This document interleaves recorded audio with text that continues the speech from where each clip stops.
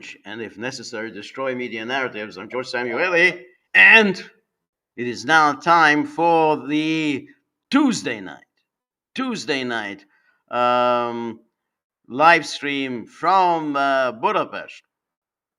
And as you know, it's been quite an eventful day today in the capital of Hungary because the vice president of the United States was here and in what is obviously kind of a last ditch throw of the dice in order to secure a re-election for Viktor Orban. Now, all the media, of course, have been very gleeful about Orban apparently being in some trouble domestically, and but of course, no one really tries to account for why it is that Orban is apparently in trouble in the election. And of course, one of the reasons why he's having some difficulties is that the EU has withheld funds, some 20 billion euros, quite a sizable chunk of change, some 20 billion euros from Hungary.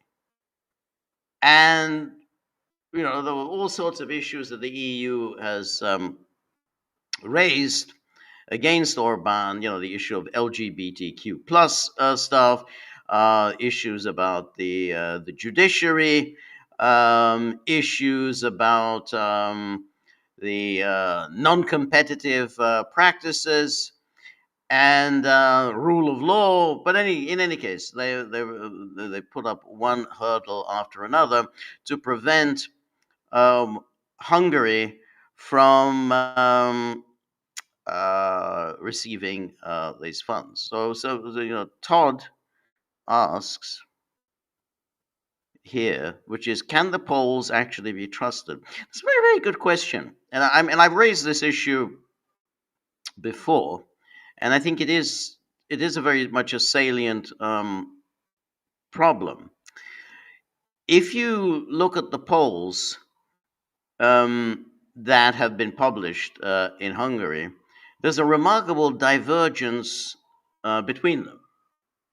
The polls that come from either government sources or from sources that are close to Fidesz show Fidesz ahead and predict Fidesz will win. The polls that come from organizations that are close to the opposition show that the opposition, TISA, will win. Now, the overwhelming majority of the polls are coming from the opposition sources. So that weights the outcomes in favor of the opposition. There are just that many more polls that are pushed by opposition sources than are pushed by the government sources. So that creates this impression, Fidesz is heading for defeat. So that's one issue. The other issue is the issue of, you know, the overpolling. Budapest is not friendly to Orban. I mean, you know, even in the 2022 election, which Orban won comfortably, Budapest overwhelmingly voted against Fidesz. Fidesz's strength is in the countryside, in the villages, and above all, among the Trianon Hungarians who are living in Romania and Slovakia and Ukraine, in Serbia, and they tend to be overwhelmingly for Fidesz, understandably so, because they were granted Hungarian citizenship by Orban. They don't tend to get polled very much. If you look at the the data that are published by most of the polling organizations, they tend to poll those Hungarians who reside in Hungary. So therefore, they don't really spend too much time for they don't spend too much time polling Hungarians who are outside of Hungary. Now, it is true that Hungarians who reside in the West, rather than the Trianon Hungarians, the Hungarians living in the UK or living in Germany, they tend to be for the opposition. They're likely to be anti-Fidesz.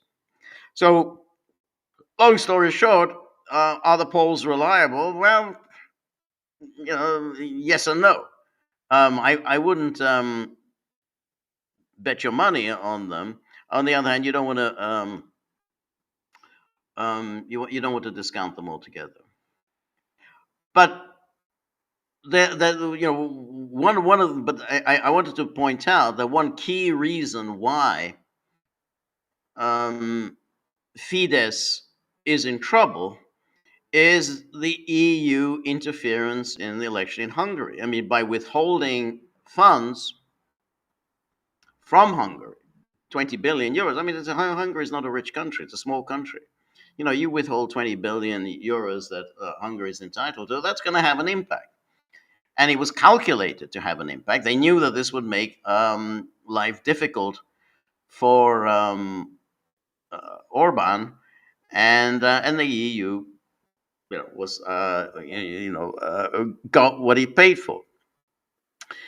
Now, that's obviously one source of interference in the election, but you don't get too much about it in the media. So the media have today, of course, all been running with the story. Oh, the Trump administration is interfering in the sacrosanct Hungarian election. They're interfering in the sacrosanct Hungarian election by sending J.D. Vance to Hungary. They're interfering in the election. Now, it is true that it is interference in the election. I mean, there's no question. But of course, this is standard practice in most elections in Europe, and has been for I don't know how many years. Whenever some political figure beloved by the EU is in trouble, all of the EU heavyweights go in to help that figure out. And of course, everyone will remember, and we covered it extensively here at the Gaggle, when Maya Sandu, the beloved president of Moldova, absolutely unpopular, absolutely hated in her own country, but loved in Brussels. She was obviously heading for total defeat in the election.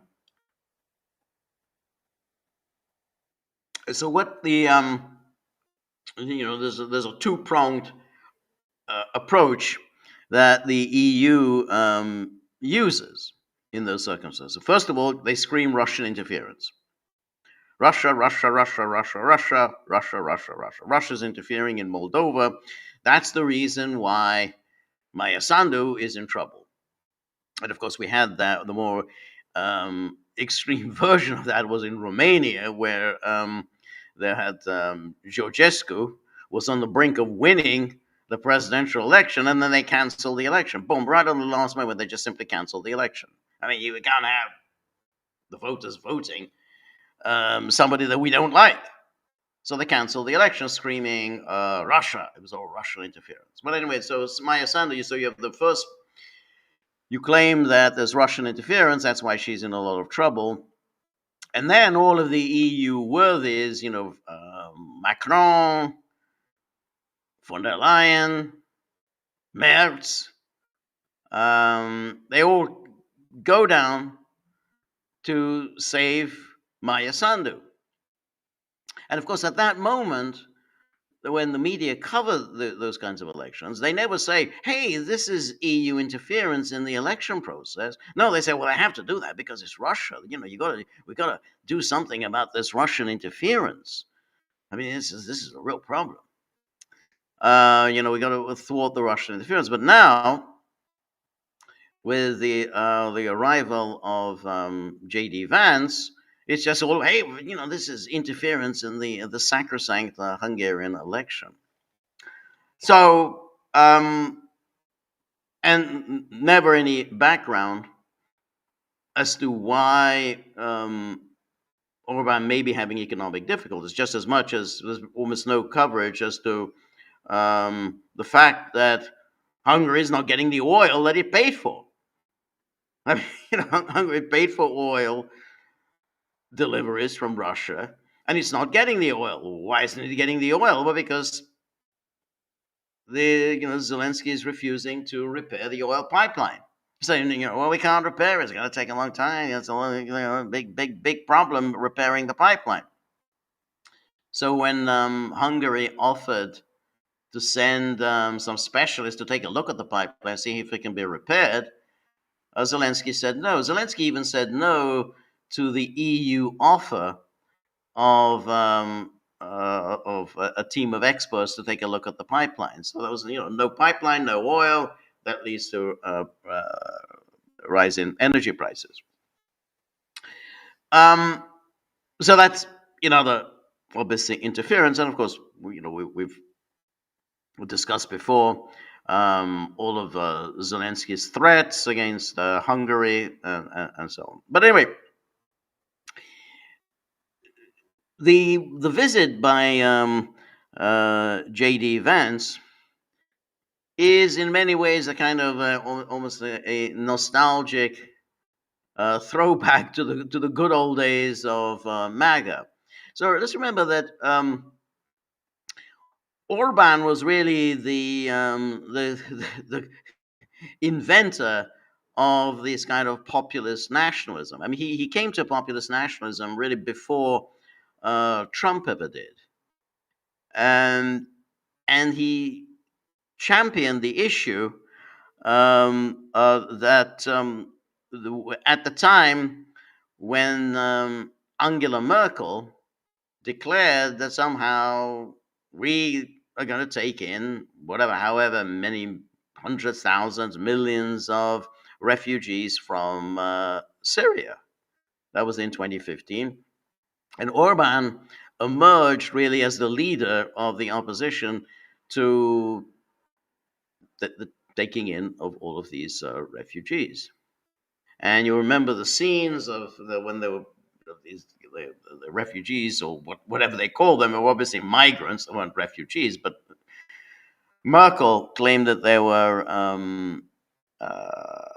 refugees, but they were obviously migrants. We see the scenes in the chaotic scenes in Budapest because the migrants had arrived. They had no intention of staying in Budapest. Why would anyone want to stay in Hungary? They were all heading towards Germany. But anyway, Orban emerged as the leader of that opposition. And that was in 2015. So that was just about the time Trump was starting to launch his campaign.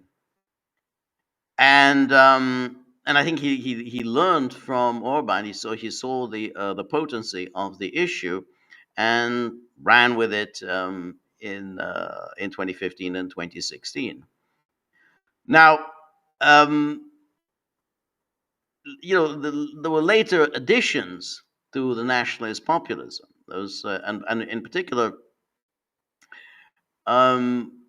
with the war in Ukraine, which Orban was really very much opposed to. Orban had always thought that this was a war that never should have happened. That was really stupid to expand NATO up to the borders of Russia. It was stupid to threaten Russia, and there was never any need for this, and that was pretty much his position from even before the beginning. So even before, even as the diplomatic situation deteriorated drastically during February, leading up to the February 24th invasion of Ukraine. So even leading up to that, Orban was saying that we need to have some kind of a diplomatic resolution to this. It's stupid to insist upon Ukrainian membership of NATO.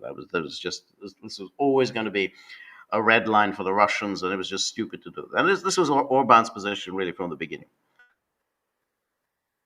So now, essentially, Orban became the leader, first of all, of the opposition to the war in Ukraine, leader of the opposition to migration into Europe or the United States, and of course, then you also had his general antipathy towards the woke culture, the gender wars, and all the rest. So gradually, he became the the most kind of hated figure in Western liberal circles, because every single thing that liberals champion, which is somehow free movement of people, basically kind of free competition, and essentially a kind of disdain for any kind of atavistic nationalism. And Orban's economic policies were actually very much a nationalist economics. I mean, that is, again, it gets very little media coverage. That he really is a genuine kind of populist when it comes to economics. And one of the important ingredients of Urbanism, which really riles up Brussels, is that he does favor local businesses, local entrepreneurs, Hungarian capitalists over transnational corporations. That goes against the rules of Brussels, and whenever Brussels accuses Hungary of corruption and unfair competition, I mean, that's really what they don't like.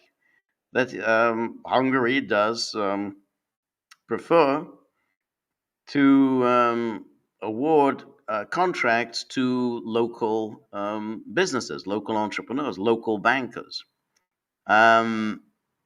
Clearly unacceptable to Brussels, but this very rarely gets any kind of coverage. And it's somehow they said, "Oh, Orban controls the media. Orban controls the media, and whatever." Yeah, but the alternative would be to allow the media in Hungary to be run by Rupert Murdoch or Axel Springer, or one of these big international condominiums that would be peddling the familiar, left liberal claptrap. But Orban has resisted that. Now,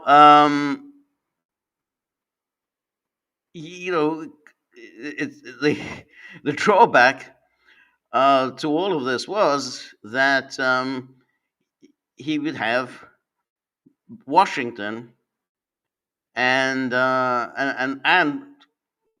certainly under Biden, with deep hostility towards Hungary and Orban. Remember when Biden held his conference, when he did this whole democracies versus autocracies nonsense, and he held this big conference of the democracies. Hungary was not invited. Hungary, a member of the EU, Hungary, a member of NATO, was not invited to Biden's club of democracy. So he had that problem. And then, of course, he had the EU, which, as I said, objected to just about every aspect of his governance. And then, of course, you had the familiar Guardian, Politico, most of the Western media um, bashing him, and it's the horrors of Hungary, the end of democracy, the end of Hungary. But anyway, but the one friend that he had, the one person who stuck by him was Trump. And Orban, had stuck by Trump during the years of Trump's exile from 2021 through to 2025. So that was when really the firm bond was forged. Now, the problem for Orban, however, was that he claimed, and as did a lot of America Firsters or MAGA, claimed that Trump is a peacemaker. Trump is someone who's actually going to bring peace. He's going to end these terrible wars that the hapless Biden presided over. So there'll be, the Trump will wind up this war in Ukraine. Trump will somehow end the wars in the Middle East, and some of there will be peace and stability. And this throughout the years of Trump's exile, Orban kept repeating that theme, which is, that hey, the only way we can bring peace to the world is to have Trump back in the White House. And if you recall, during those years, when most of the Europe's leaders, Macron and the various prime ministers in the UK, and Schultz and the rest, they were all rubbing their hands with glee. They were all thinking, "Well, thank God we've seen the back of Trump. We're not going to have to deal with Trump anymore." And the one person who continued to advocate on behalf of Trump was Viktor Orban.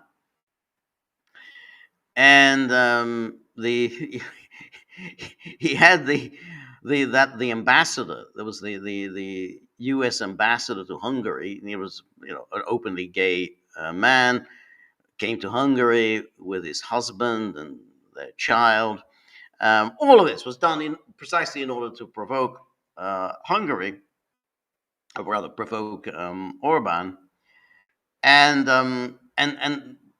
during those years, the U.S. ambassador would continually make these speeches denouncing Orban, and it was very very unseemly for a U.S. ambassador to be denouncing the government to which he had been assigned.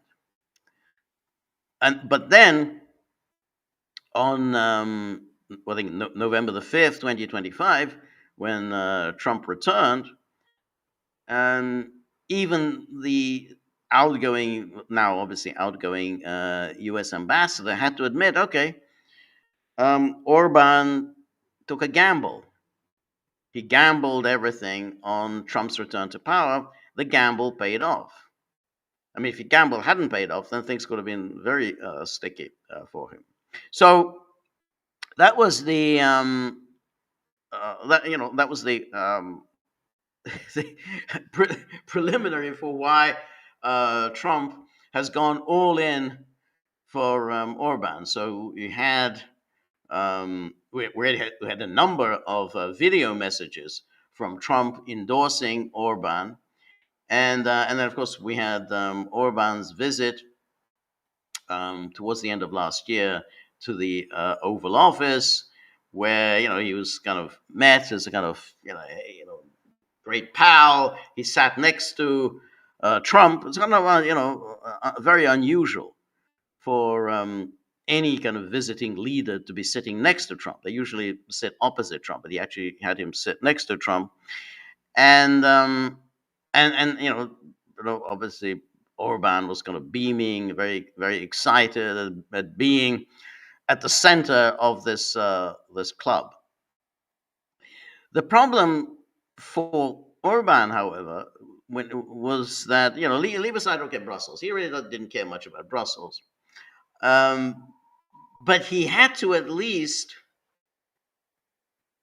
be able to assert that Trump is in favor of peace, and that somehow with Trump in the White House, now there will be peace. That Trump is a strong leader who will bring peace. Um, Now, if you recall, during those years, uh, during the Biden years, where at the moment when Hungary, by the Hungary's turn was to be the president of the European EU Council. It just goes by rotation. But it suddenly became Hungary's turn to be president of the European Council for 6 months. So this was, of course, there was all sorts of moves to try to prevent Hungary from being the sort of president of the European Council. But nonetheless, those moves didn't get anywhere. And the moment that Hungary took over, Orban began his diplomacy. So he went off to see Putin. He went to see Zelensky. He went to see Xi Jinping, and then of course he went to see Trump at Mar-a-Lago. And he adopted this pose of the peacemaker. Of course, that didn't really get very far because he really didn't speak on behalf of anyone. The Europeans made sure to say day and night, Orban is speaking for himself. He's not speaking for us. He's not speaking on behalf of the EU. He can go wherever he wants, but he doesn't speak on behalf of us. And you think, whether you like Orban, you don't like Orban. I mean, his objective was a very reasonable one, which is to bring this war in Ukraine to an end, because it is very, very bad for Europe. It's very dangerous for Europe. It's not going to end well for Europe. No wars on the European continent ever end well for Europe. And he repeatedly said that any wars between East and West, which is what the war in Ukraine was about, this war between East and West, always end badly. And they end badly for us Hungarians because we're right in the middle. We're in Central Europe. We are right between East and West, and it's going to end badly for us. Therefore, it should be the responsibility of all European leaders, and of course American leaders, and he naturally took that would mean Trump. It should be up to all of us to bring this war to a swift conclusion. Now, in Trump, he did find someone who was on the same wavelength, at least on the question of Ukraine. I mean, Trump really had very little interest in Ukraine. He never really thought much about it. He did kind of instinctively feel that relations between the United States and Russia need to improve, and he did instinctively feel that Russia should be kept away from China. I mean, that train left the station a long time ago, but nonetheless, he still has some nostalgic memories of the Cold War, where you're supposed to keep Russia and China apart. Whereas if you keep expanding NATO, and particularly going all in against Russia in Ukraine, which is what Biden wanted to do, And what the Europeans are determined to do, well, in those circumstances, Russia and China would just simply draw closer together. So that, and I think Orban said, yeah, that's more or less Orban's view. So when Vance arrives today in Budapest, clearly, um, they're taking this very seriously. They realize that Orban is in trouble, and they need to do something to save him. And it is a serious situation. I mean, if you want to maintain some kind of the a kind of nationalist populist movement, which which I think Orban created, but then others emulated, but not nowhere near as successfully as he did. So when you have Salvini in Italy, and then Wilders in Holland, and then of course the Alternative for Deutschland, and then of course Marine Le Pen. But the leader of all of this was Orban, because Orban was actually in government. All the rest are not in government. Salvini was briefly in government. He's out. Or at least he has a very minor role to play in Maloney's government. Le Pen is not in government. The Alternative for Deutschland is not in government. And it's very, very questionable whether they will ever reach government. Wilders was in government, but was not prime minister, so he limited influence. So Orban was a leader and was in government. He actually ran the show. So if he goes down, then that is a huge blow against nationalist populism.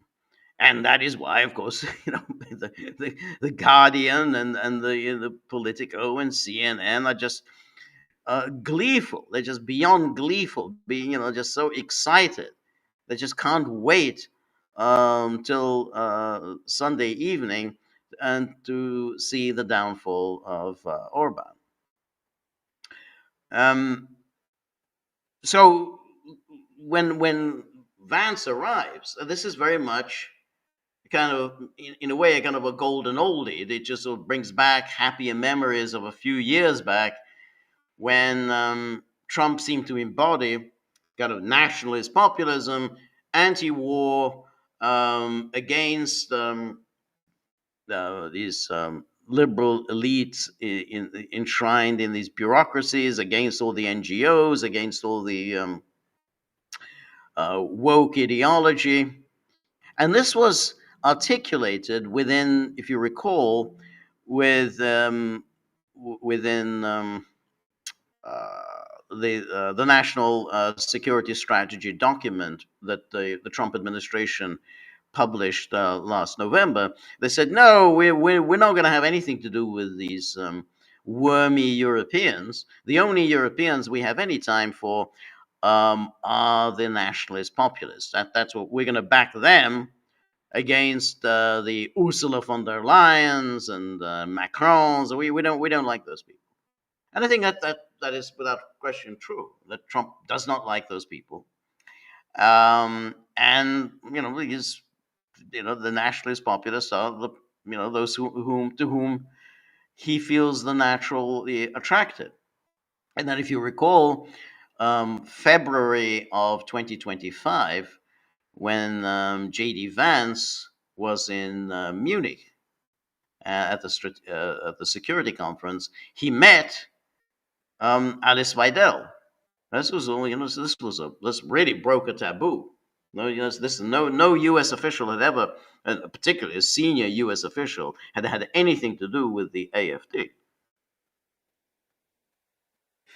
But not only did he meet Alice Weidel, Vance made a point of stating that it is ridiculous and self-destructive for Europe's elites not to have anything to do with these opposition populist politicians who are getting who are winning votes, but who never seem to reach power because they are ostracized.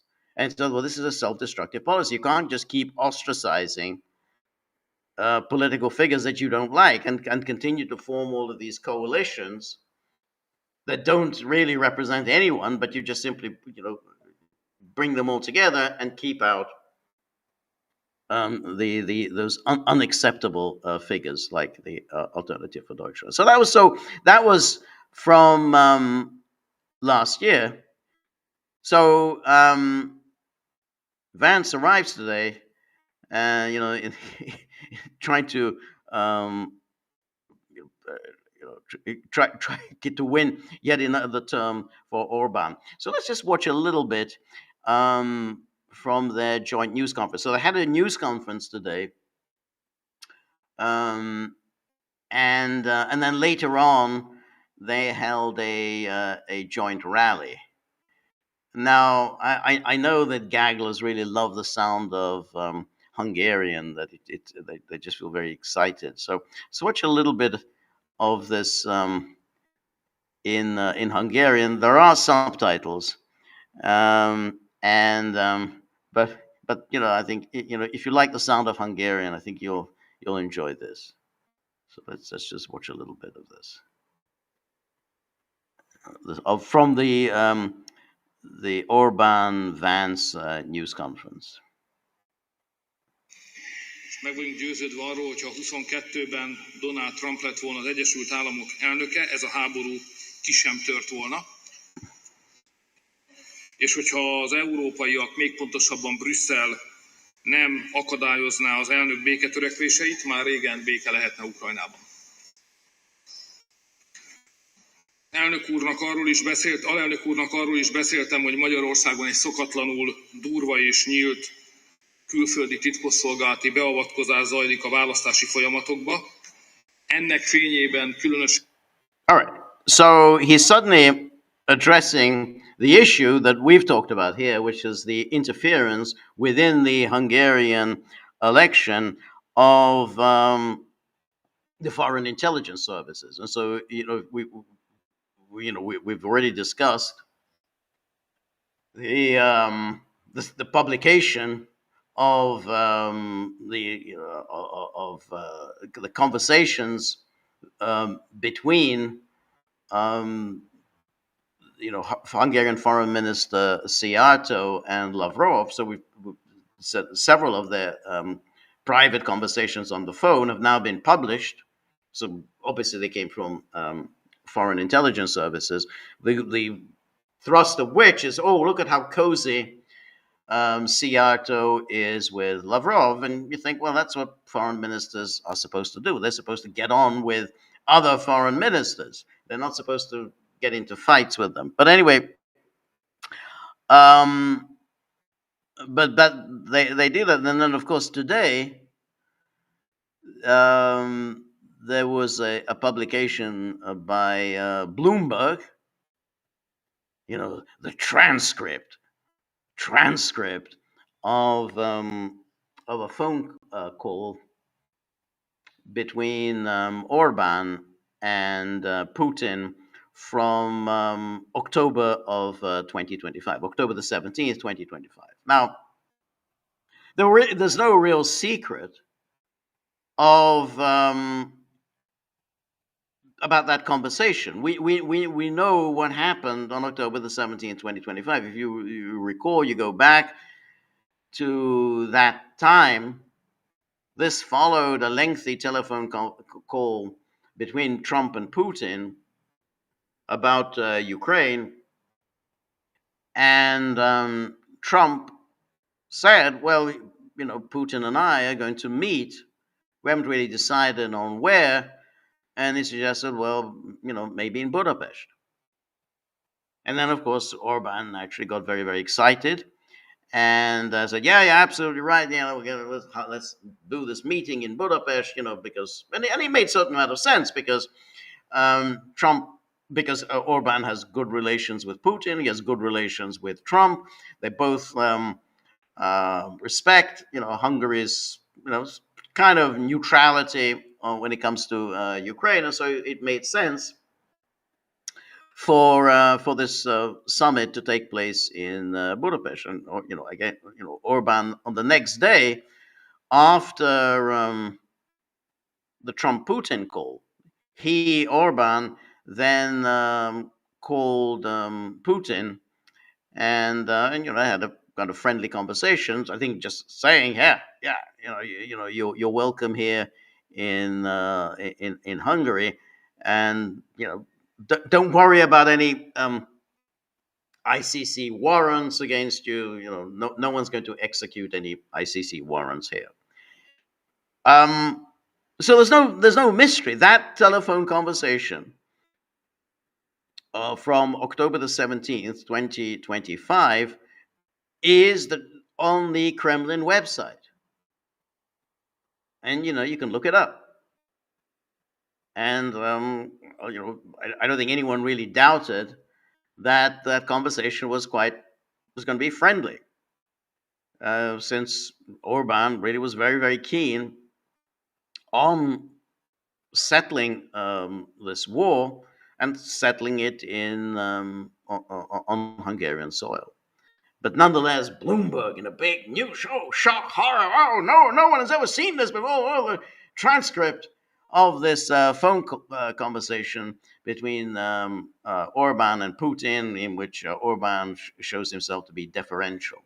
I don't know what journalists think leaders are like when they speak. I mean, they tend to, when they're speaking to one another, they tend to be quite deferential. I mean, there's no very little point in trading insults. I mean, if you start trading insults and start getting into arguments, you're not going to get very far. There's a very little point in getting into an argument with let's say with Putin about Ukraine. That's not going to get you very far.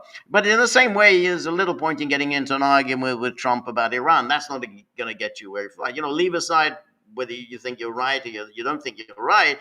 There's no point when you're talking to a head of state or a head of government of wasting your time on an argument about first principles. That's just not going to fly. So yeah, it was a friendly call, but nonetheless, the fact that Bloomberg publishes this is obviously Bloomberg now wants to get in. Everybody is now getting in on these publications of trying to interfere as much as possible in the Hungarian election. So Bloomberg publishes this.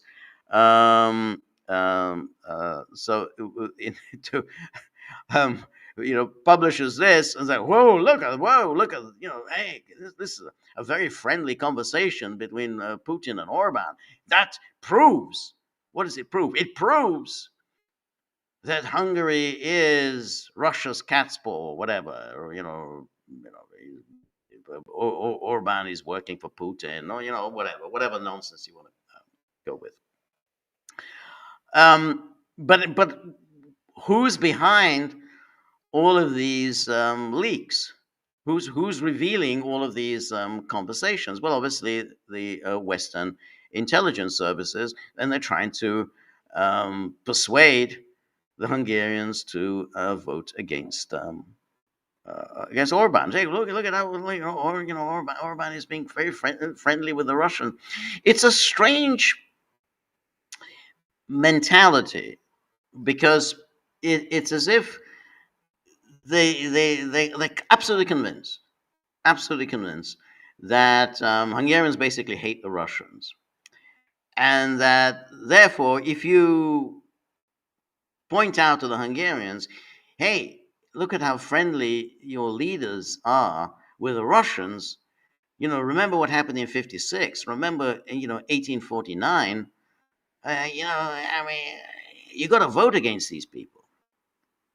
So, but this clearly is interference by the the foreign intelligence services, and incidentally, Magyar, the leader of the opposition, he's a great one for you know banging the drum about the Russians, the terrible, horrible, evil Russians, and So anyway, this is just to explain why Orban is suddenly talking about the foreign intelligence services.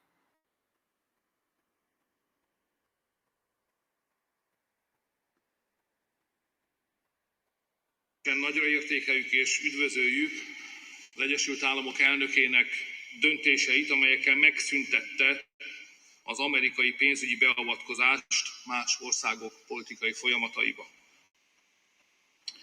És amiatt már régóta vártam erre a találkozóra, és hálás vagyok, hogy létrejöhetett, hogy az alelnök úrral áttekinthettük a nyugati civilizáció nagy kérdéseit is. Nem árulok el titkot, hogy itt folyamatos közöttünk az eszmecsere és a kormányzati munkából fakadó tapasztalatok cseréje. Különösen 4 területen: a migráció, a gender ideológia, a családpolitika és a globális biztonság terén. Itt ugyanis Magyarország komoly tapasztalatokkal és kiterjedt közép-európai és balkáni kapcsolatrendszerrel rendelkezik. Arra jutottunk a mai megbeszélés eredményeképpen, hogy az együttműködésünknek a folytatása mindkét fél érdeke, és a stratégiai együttműködés a két ország. All right, then he goes on for a little bit longer like this, and then we have he's speaking here. This is Vance speaking, in which he sings the praises of Orban, obviously, and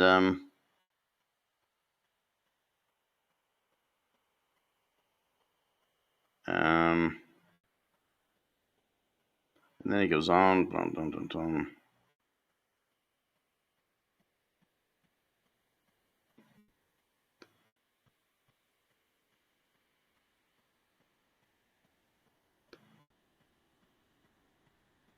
Anyway, let's listen a little bit to the questions. Köszönöm, alelnök úr. Néhány kérdésre van időnk. Az első néhány magyar újságíróktól érkezik.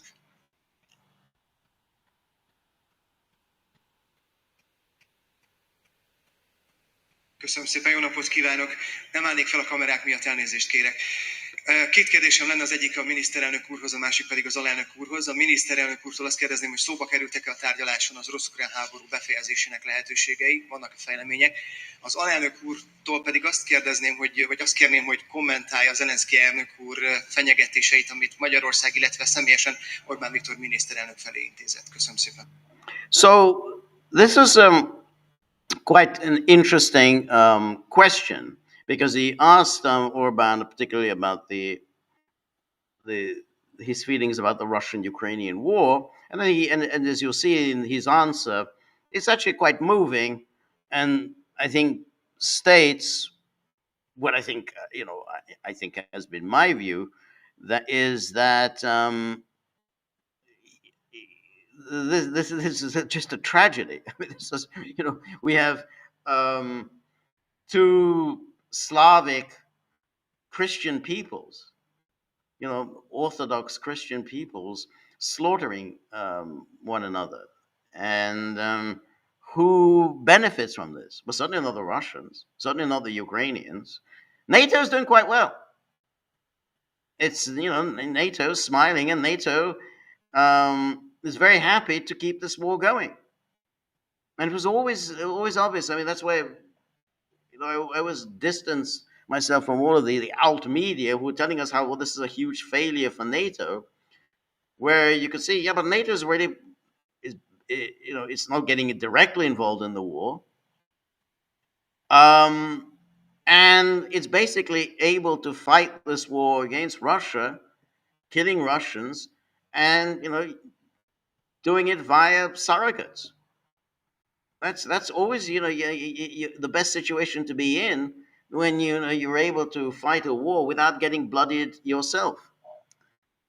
And so that was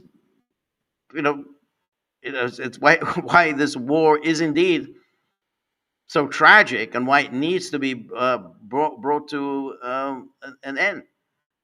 But when you listen to all the Macrons and the Schmerzes and the von der Leyens, and then of course all the Baltic Chihuahuas, they want to keep it going.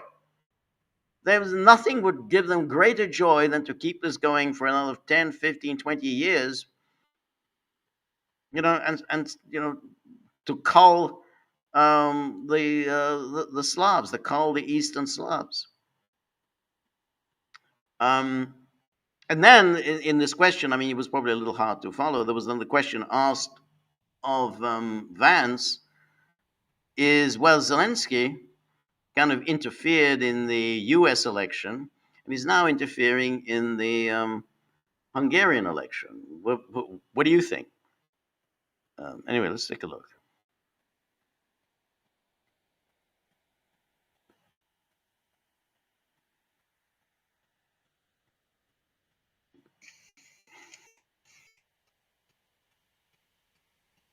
Okay. Beszéltünk az orosz-ukrán háborúról, ami egy fájdalmas téma.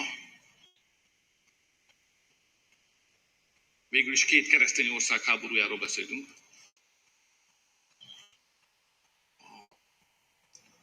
Ráadásul Európa területén.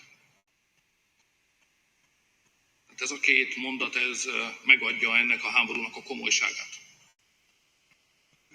És én mindig is nagyra becsültem az Egyesült Államok elnökét, hogy az első pillanattól kezdve, már a mostani elnökről beszél, az első pillanattól kezdve ezt a két dimenziót tartotta a legfontosabbnak.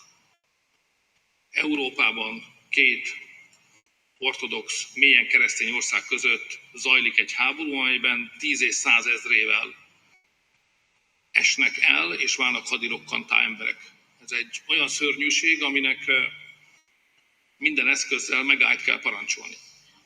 És miután az Egyesült Államok Trump elnök urat megelőzően ezt a háborút támogatta, ezért különösen értékes számunkra az Egyesült Államok mostani álláspontja, amely egyértelműen a béke mellett van. Ezért, ha találkozik egy amerikai és egy magyar politikus, nem tud nem beszélni az orosz-ukrán háborúról. Ráadásul ez a háború Magyarország szomszédságában van. Ebben a háborúban magyarok is meghalnak, hiszen Ukrajna mai területén számos magyar ember él, akiket besoroznak, gyakran brutális, kényszerítő körülmények közepette, elviszik őket és meghalnak. Tehát nem lehet nem beszélni az orosz-ukrán háborúról egy ilyen találkozón. Különösen azért, mert korábban az Egyesült Államok elnöke kezdeményezte, hogy legyen békecsúcs Egyesült Államok és Oroszország között, és helyszínnek Magyarországot, Budapestet javasolta. Ami egy szinte egyetlen lehetséges európai helyszín. És Magyarország erre igent mondott, sőt ennek a... So you see here, he is now addressing this scoop, this of Bloomberg, which, as I said, was all been well known. This was recorded. Took place October the 17th of last year, and yeah, we know that Orban was very eager to have this summit in Budapest, and a lot of us, including me, and I think we did a gaggle on this, thought that this might be, if this happens, this might be the place where this war finally comes to an end. If this happens.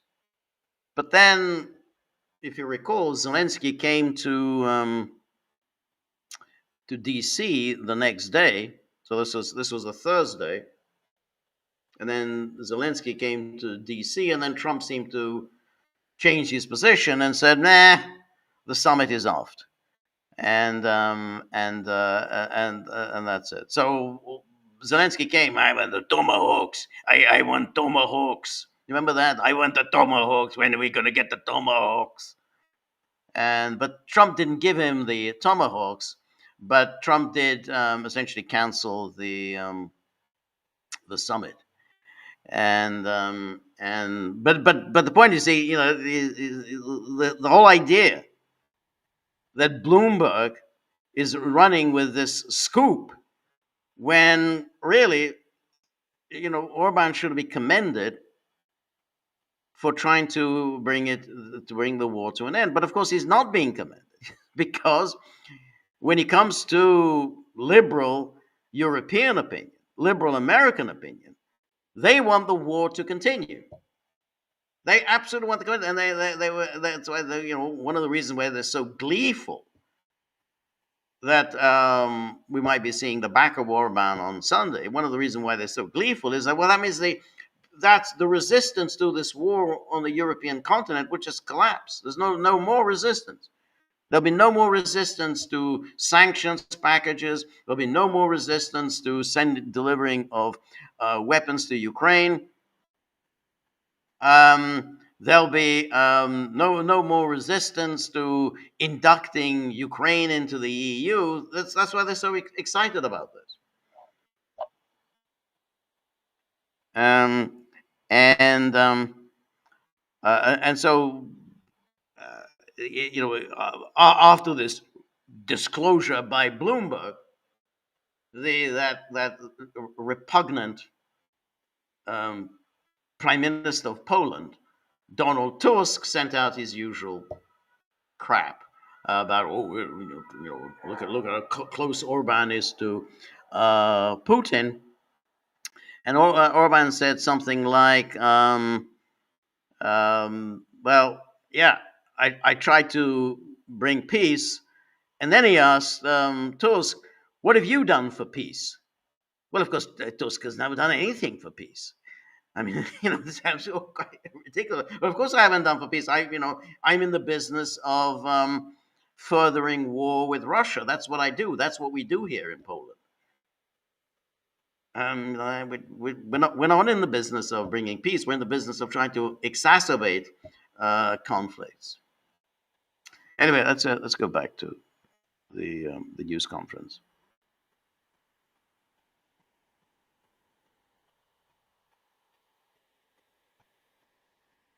Békecsúcsnak a körülményeit, azt kell mondom, hogy technikai előkészítésének szintjéig, mind az Egyesült Államok, mind pedig Oroszország elnökével megtárgyaltuk. Tehát Magyarország most is készen áll arra, hogyha az Egyesült Államok és az oroszok úgy gondolják, hogy kettőjük között egy békecsúcsra van szükség, akkor Budapest ennek a találkozónak továbbra is örömmel ad helyszínt és áll rendelkezésre.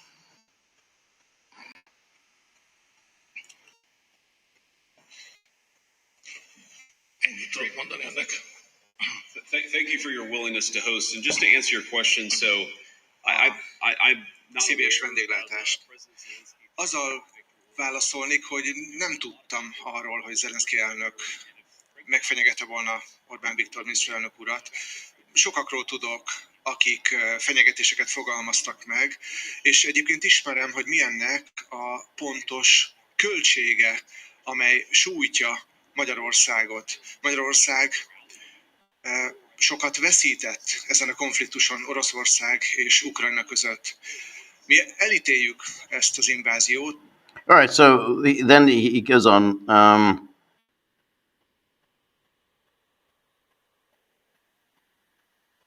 Miként tudunk véget vetni ennek a háborúnak, ennek az erőszakciklusnak, erőszakspirálnak, mert egyébként ez szabna gátat annak is, hogy az energiaárak az egekbe növekedjenek továbbra is. Az Egyesült Államok elnöke azért és Magyarország népére egyébként elkötelezettek vagyunk minden ország jóléte irányában, de azért dolgozik ezen az Egyesült Államok elnöke, mert rossz nekünk sokat, hogy megértsük, szükség az már, de ehhez emberek kellenének európaiak is, akik megértik ennek a tétjét, és megértik, hogy miként lehet a tárgyalásokat lefolytatni. Ebben óriási támogatást nyújtott Viktor, aki a budapesti csúcsra is ajánlatot tett. Már egyértelmű, hogy nagyon súlyos energiaválság előtt állunk, a hormuzi szoroson még biztonságban átjutott hajók a napokban érik el Európát, így, hogy sem Oroszországból, sem a Közel-Keletről nem érkezik olaj. Mit gondol, mi lesz Európával, azon belül Magyarországgal, az amerikai-magyar energetikai olyképpen, hogy a demokratákat támogatta. Hasonlóan Ukrajna Magyarországot is operáció. So this is the this is the question that was asked J.D. Vance about the Ukrainian interference in Hungary and the Ukrainian. Somebody says Vance speaks fine Hungarian. No, he's not speaking Hungarian. Unfortunately, it's just. That's there's an automatic translation of Vance's English into Hungarian, and then you have the subtitles, and so it just adds adding confusion. But yeah. But anyway, let's. So here's the question about the Zelensky's interference in the U.S. and in the Hungarian elections.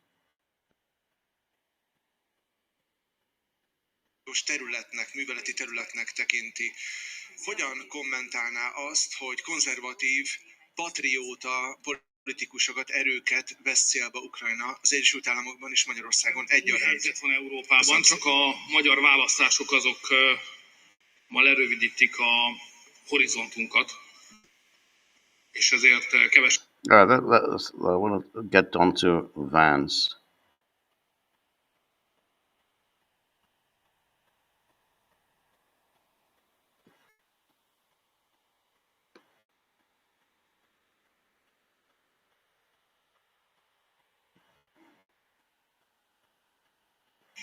Magyar helyzet nehéz, ezt nem akarom eltitkolni, hiszen az ukránok először még 22 év végén lezárták, blokkád alá vették a gázvezetéket, amin Oroszországból gázt hoztunk Magyarországra.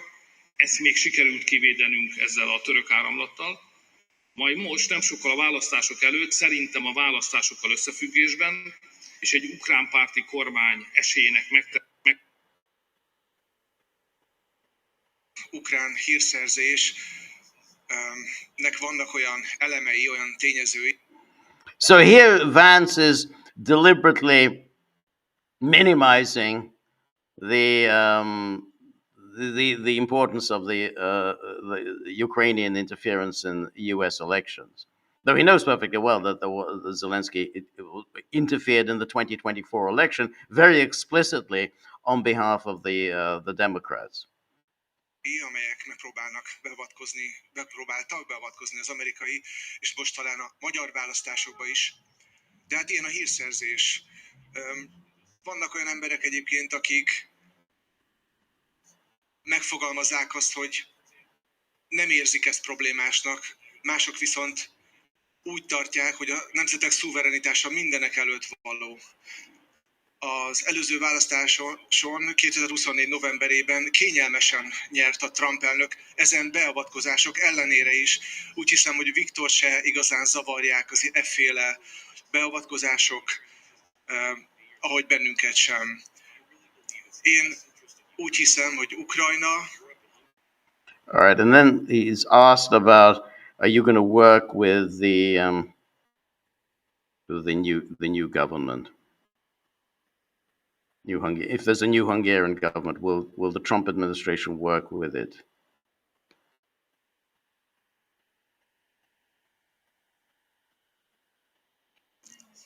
És közeledik a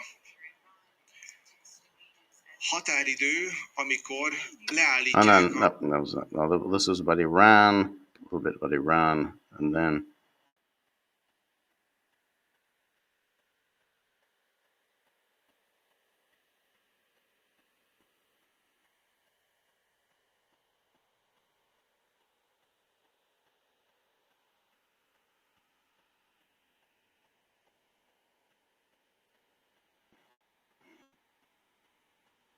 És most az idő.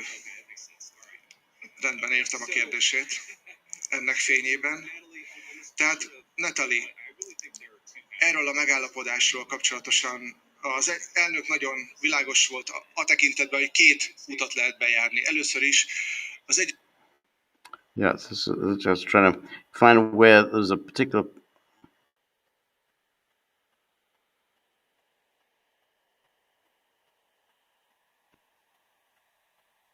a tárgyalások után miként fog kinézni a helyzet.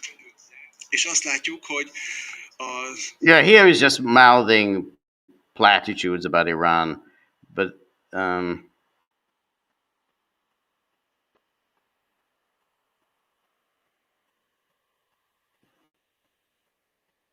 so maybe this is it. Itől, akkor halljuk a Reuters-t. Azért nyomtam jobban a fülembe a fülest, hogy valaki nekem szól-e, de csak magyar szöveget hallok. Köszönöm szépen, alelnök úr. Néhány kérdésem van. Olvassa el azt az SMS-t, javaslom, mert vannak arról értesülések, hogy az Egyesült Államok milyen célpontokat sújtott. So this Reuters woman, she asks a whole series of questions until she gets to the last part. Is that, hey, are you going to work with the new government in Hungary? I mean, should Orban be defeated? And and what happens then? What how Vance answers that?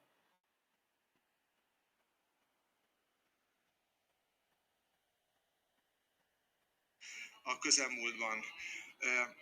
Amit kérdeznék, segítene megérteni, hogy miért fenyegeti az Egyesült Államok még mindig támadással az összes iráni hídat és erőművet.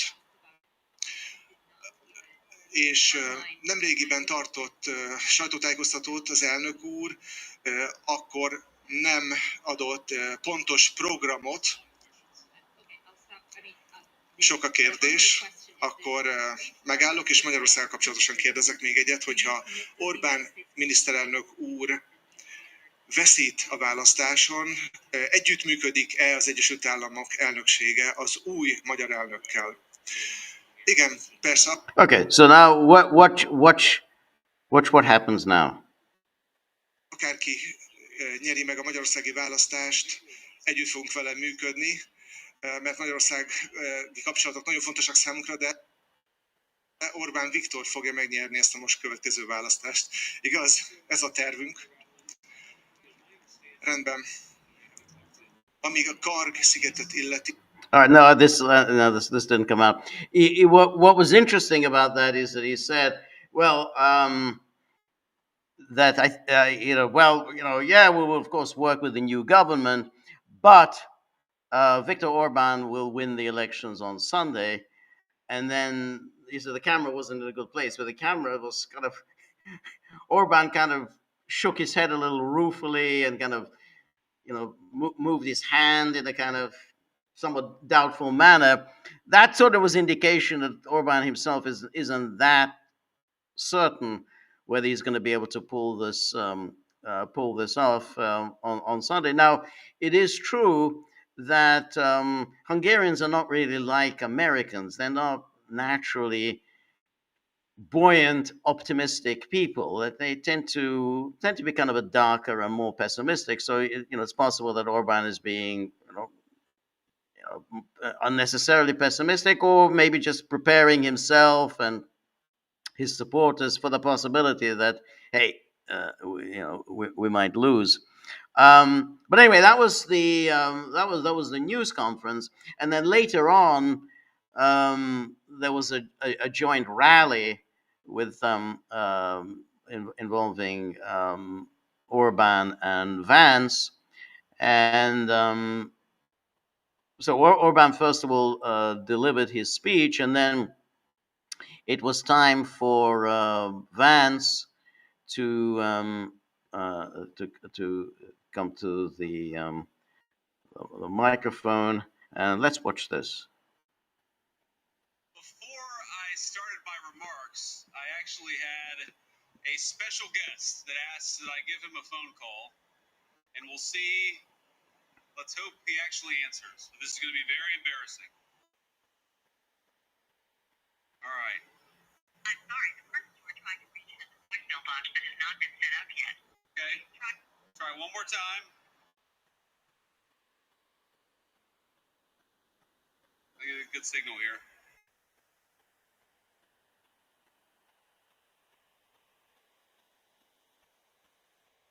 It's ringing. It's progress.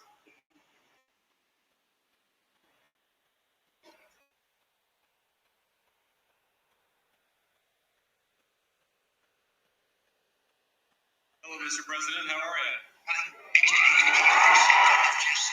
All right, so there it was. Now, there, he's got Trump on the line. Mr. President, you are on with about 5,000 Hungarian patriots, and I think they love you even more than they love Viktor Orban. Well, I can't believe that. I can't believe that because I love Hungary and I love that Victor. I'll tell you, he's a fantastic man. We've had a tremendous relationship and he does a job. Remember this, he didn't allow people to storm your country and invade your country like other people have and ruin their countries, frankly. He's kept your country good. He's kept Hungarian people in your country. And he's done a fantastic job. And let me tell you, I like him a lot, but if I didn't think he did a good job, I wouldn't be making a call like this. But boy, that sounds like a big crowd, and that sounds like my kind of people.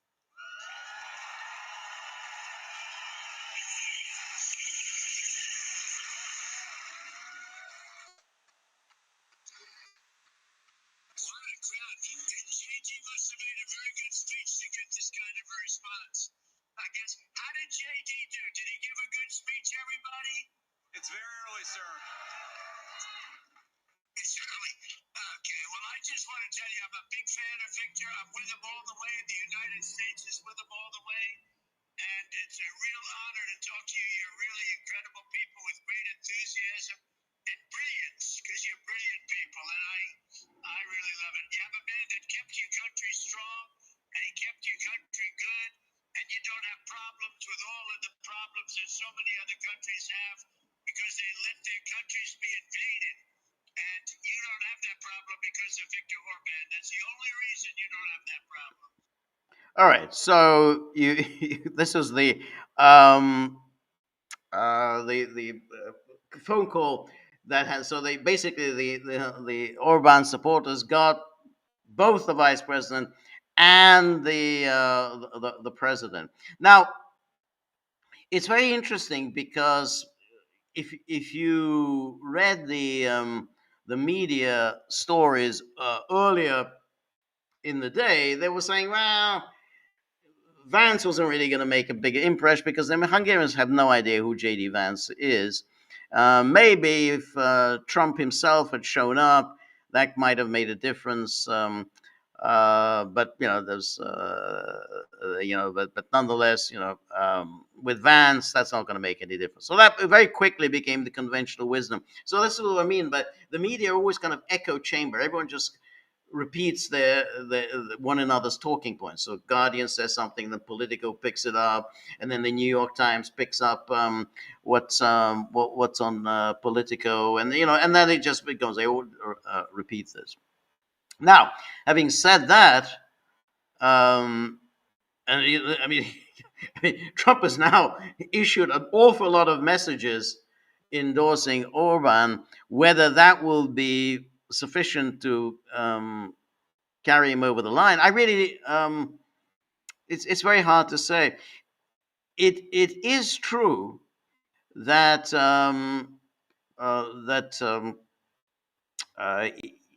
that the Hungarians are not as hostile to Trump as are other Europeans. I mean, almost anywhere else in Europe, there would be somehow a phone call from Trump really wouldn't do much. But this is Hungary. I don't think there's that kind of hostility towards Trump. So I think I think a phone call from him, I think, probably helps. How much it helps, we don't know. But anyway, in response to this, the media, as I say, outraged by the interference, and here is the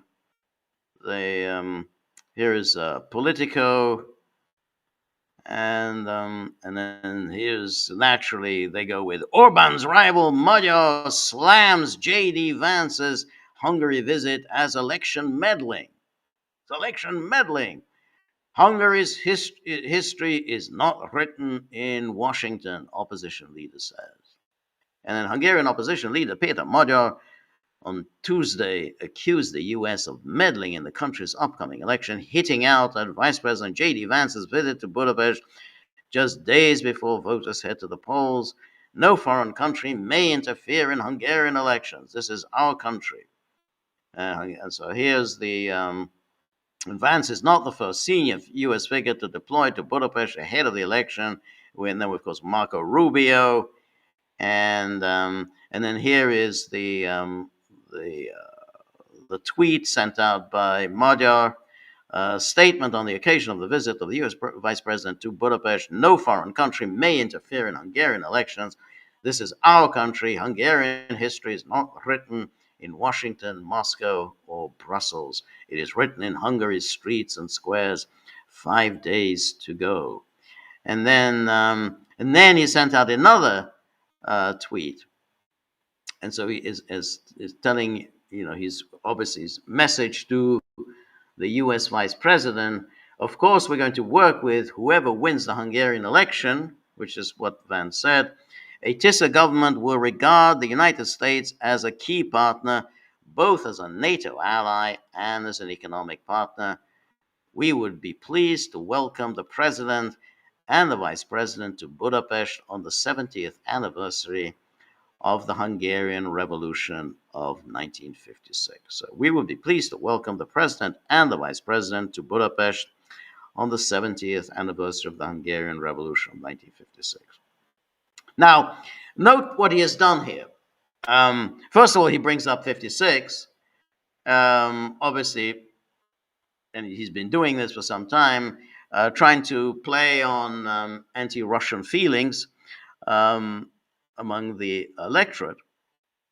But also it's a very stupid thing, because first of all, why there's no reason whatsoever why a president and a vice president are going to come to Hungary to commemorate 1956. Why would they want to engage in any unnecessarily provocative activities, when they're trying to work something out with Russia, whether on energy and whatever? What's the point of antagonizing the Russians? The other thing is, of course, and it's a more a more obvious point, is that Americans really don't care very much about 1956. They have no idea, even if you bring up 56, what the hell that's about. I mean, in Hungary, that means something, but for Americans, they just don't know what it is.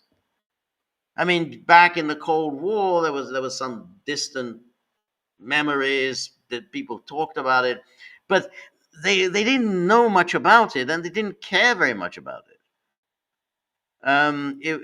It was a useful talking point during the Cold War. Hey, look, when the Hungarians tried to rid themselves of their Soviet masters, they were met with brute force. Okay.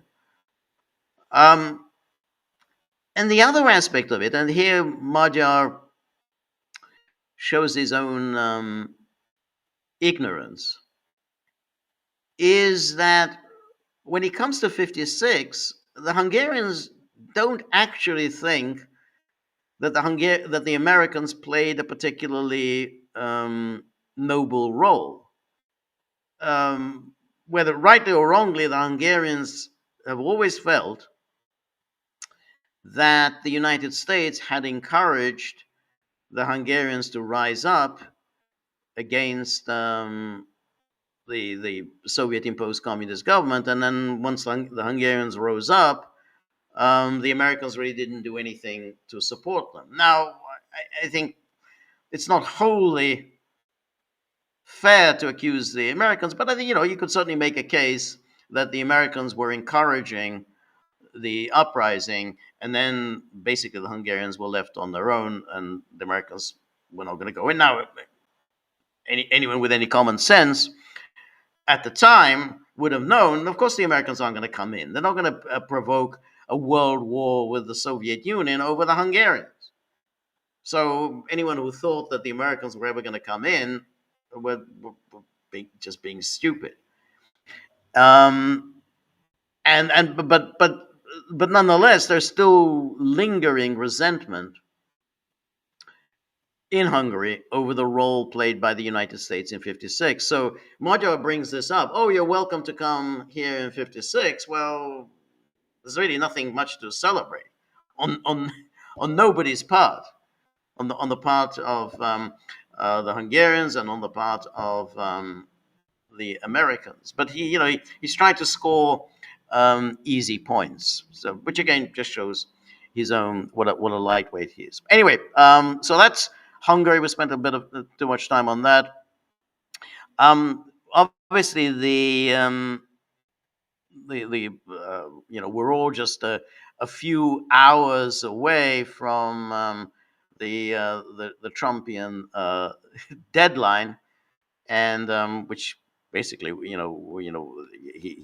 he as you know, well, that he had said that the United States had given Iran till 8 p.m. East Coast time. So that's that's about just over 3 hours from now. And if they don't accept some kind of a peace plan, or they don't open the Strait of Hormuz, it's not entirely clear what Trump is doing. Trump is issuing threats, but it's not entirely clear what it is that Iran is supposed to do by 8 p.m. Eastern time. But anyway, this was the truth that he sent out earlier today, and so here is this. Here's the Trump. I mean, we already had the expletive written truth that he sent out on Easter Sunday. We discussed that on Sunday, but this is a new one. And he says, a whole civilization will die tonight, never to be brought back again. I don't want that to happen, but it probably will. However, now that we have complete and total regime change, where different, smarter, and less radicalized minds prevail, maybe something revolutionarily wonderful can happen. Who knows? We will find out tonight. One of the most important moments in the long, complex history of the world. 47 years of extortion, corruption, and death will finally end. God bless the great people of Iran. So obviously this is quite confusing, because he's saying a whole civilization will die tonight, never to be brought back again. So when you say that, then you ask, well, what civilization are we talking about? Well, obviously the Persian civilization. So you first of all say your conflict is with the regime of the Ayatollahs. Now you're talking about the Persian civilization, which is whatever 5,000 years old, and you're planning to destroy that civilization. Now, in saying that, he's obviously announcing beforehand that he intends to commit what by any definition is a war crime. I mean, you can't just simply say you're going to destroy a civilization. Having said that, you then have to think that you know before you commit a crime, you don't want to announce that you're going to commit a crime, because once you announce that you commit a crime and then you do commit that crime, then you don't really have any kind of a defense. You already announced that you will do this, and then you do it, and then, well, what's your defense? I mean, you know, so that you don't have one. So that's why you have to wonder whether Trump is really trying to get himself out of this, and doing it by this ridiculous bluster, which, I mean, obviously, you know, Iran isn't going to cave into that, and we've seen images today of you know, human chains, Iranians surrounding power plants. So it, you know, if Trump would really to launch these attacks on power plants and bridges, he would be basically killing Iranians en masse. So then you think, well, that this is so wild, so extreme, that he's really doing this in order to get himself off the hook. So that whatever, if he agrees to something, I mean, of course, there's always the possibility that as we approach that 8 p.m. Deadline, he's going to extend it, you know, again. Oh, well, okay, well, we're talking and whatever. And he's got the opening for extending the deadline, because he's keeps talking about these new leaders in Iran that are apparently moderate, reasonable, sensible, intelligent, and therefore, yeah, I can, you know, I can postpone the my deadline. So, you know, and but of course it makes these messages quite confusing. I mean, you're essentially promising something that no leader has ever promised, just simply destroying a civilization, and then you tell them, hey, well, we the people in charge of Iran now are different, they're smarter, less radicalized. So it makes the whole thing confusing. And just to remind you of what it was that he said before, this is the you know, they've got it. So remember, he said, Trump said, remember when I gave Iran 10 days to make a deal or open up the Hormuz Strait. So right away, even this message, as everything else with Trump, is quite confusing, because he doesn't say, I gave Iran 10 days to make a deal and open up the Strait of Hormuz. He's sort of saying it's one or the other. Now, we don't know what the deal is. So this, whatever this hell that he's going to unleash on Iran, is conditioned on Iran doing one or the other of these two. It says either make a deal, we don't know what the deal is, or open up the Hormuz Strait, and then I won't bomb. So you know, when you first look at it, it sounds like, oh, I gave Iran 10 days to make a deal and open up the Hormuz Strait. But that's not quite what he says, or open up. So one or the other, and then I won't bomb. Or at least I will bomb, but I'm not going to unleash the fire and brimstone. Either way, Iran isn't much in the mood to make these sort of concessions. And who would be? I mean, once you put a gun to someone's head, I mean, you know, why would you want to make these concessions? And then this was the one that he sent out on Easter Sunday. You know, fine message to send out on Easter. Tuesday will be Power Plant Day and Bridge Day, all wrapped up in one in Iran. There will be nothing like it. Open the effing straight, you crazy bastards, or you'll be living in hell. Just watch. Praise be to Allah, President Donald Trump. And this was, of course, kind of a shocking message to send out on Easter Sunday, along with the mocking praise be to Allah.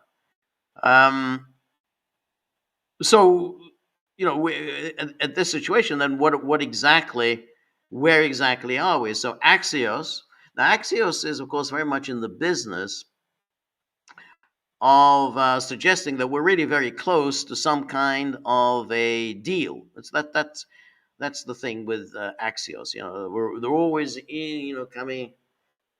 They hear things in the White House. So we're very very close, really very very close to a deal. This as somebody wrote, every Monday Axios has the same story, which is very very close to some kind of a deal. But anyway, Iran talks show glimmer of progress as Trump deadline looms. And then he says progress has been made in the past 24 hours in the negotiations between the U.S. and Iran. Though reaching a ceasefire deal by the 8 p.m. deadline still looks a long shot. And then a U.S. official said the thinking in the White House has shifted from can we get there to can we get there by 8 o'clock tonight? And then it goes on, and somehow the Iran sent a counterproposal to the U.S. via mediators on Monday. While it was incompatible with the U.S. positions, the White House actually saw it as somewhat encouraging. And then the last proposal we got wasn't really what we wanted, but it was a lot better than we expected, the U.S. official said. The mediators then worked with the Iranians on amendments and redrafting. And then the main option under discussion is a set of confidence building measures by both Iran and the U.S. focused on reopening the Strait of Hormuz in exchange for guarantees on ending the war. And so this is what we talked about yesterday, which was this two-phase plan, which obviously Iran isn't going to accept because they know that these are all deceits. That we have a ceasefire as phase one, and then we're supposedly during the ceasefire we negotiate the terms for a phase two. And of course, as we know from what Israel has done in Gaza, there is never a phase two. So a 45-day ceasefire to allow negotiations on a broader deal is also being discussed. And then there's an appetite for more talks. Last week is Geneva. This week it could be Islamabad. There have also been discussions about a virtual meeting between the U.S. and Iranian negotiating teams, along with Pakistani mediators. Negotiations are expected to continue over the next several hours until Trump's deadline expires. And then Vance said at a press conference in Budapest that the U.S. has accomplished almost all of its military objectives, and very shortly the war is going to conclude. And this is Vance said this: the ball is in Iran's court. The Iranians are not the fastest negotiators, but we feel confident that we can get a response from the Iranians by 8 p.m. We hope it's the right response. And then here's a tweet sent out by Hala Jaber, who I think is a pretty good journalist. And she's saying Trump is scrambling behind the scenes for a ceasefire with Iran, according to claims emerging via the Fars news agency. Allegations point to urgent outreach through multiple governments and intelligence channels. Citing what he describes as an informed source, the report claims the U.S. has been pushing for a ceasefire via back channels using countries he believes have credibility with Tehran. And then, according to the same account, Iran receives calls from 5 heads of government and 8 intelligence agencies, all seeking to open a path toward a ceasefire. It further claims Washington is considering reshaping its negotiation teams, including removing Witkoff due to his ties to Netanyahu's circle and replacing him with Vance to lead a more serious track. Okay, well, that would be kind of interesting. Um, if you, I mean, you have to remove Witkoff and Kushner because the Iranians don't take them seriously. They've just been clearly deceitful all along. So, if Witkoff were replaced by Vance, and I think it's a reasonable to surmise that Vance has never been very keen on this war in Iran, and so with Vance in charge, I think he would obviously be more acceptable to the Iranians as an interlocutor. Anyway, the urgency, the source says, is driven by mounting military and economic pressure, including fears of surging fuel prices. If true, it would mark a stark contrast to the public posture. And then here, this is we don't know exactly what is in the Iranian 10-point plan. This was on Twitter, widely circulated. This in the Kobesi letter, the 10-point Iranian peace plan. And there's one guarantee that Iran will not be attacked again. Obviously, that's important for Iran. Permanent end to the war, not just a ceasefire. End to Israeli strikes in Lebanon. Lifting all U.S. sanctions on Iran. Well, that's interesting. That is that U.S. sanctions, because of course the UN has now imposed sanctions, or at least they're not necessarily authorized by the United Nations, but there's been the snapback of the sanctions by the E3, the three European powers. That was at the end of last year, so that was the E3 snapback. So we'll have to see whether that applies to that. And to all regional fighting against the Iranian allies. In return, Iran would open the Strait of Hormuz. Iran would impose a Hormuz fee of $2 million per ship. Iran would split these fees with Oman. Iran to provide rules for safe passage through Hormuz. Iran to use Hormuz fees for reconstruction instead of reparations.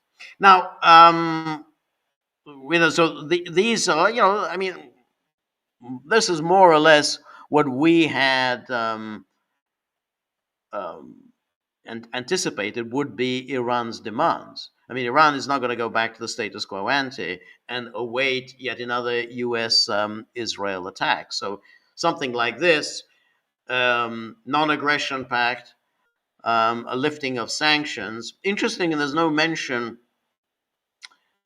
which I thought there would be a mention of, namely the unfreezing of Iranian assets in the United States. But clearly, a mention here of the collecting the tolls on the Strait of Hormuz, which I find difficult to believe would be accepted by anyone. But if they're going to, if it's going to be done for as a way of war reparations, maybe it could be acceptable. In other words, it would only be for a period of time until the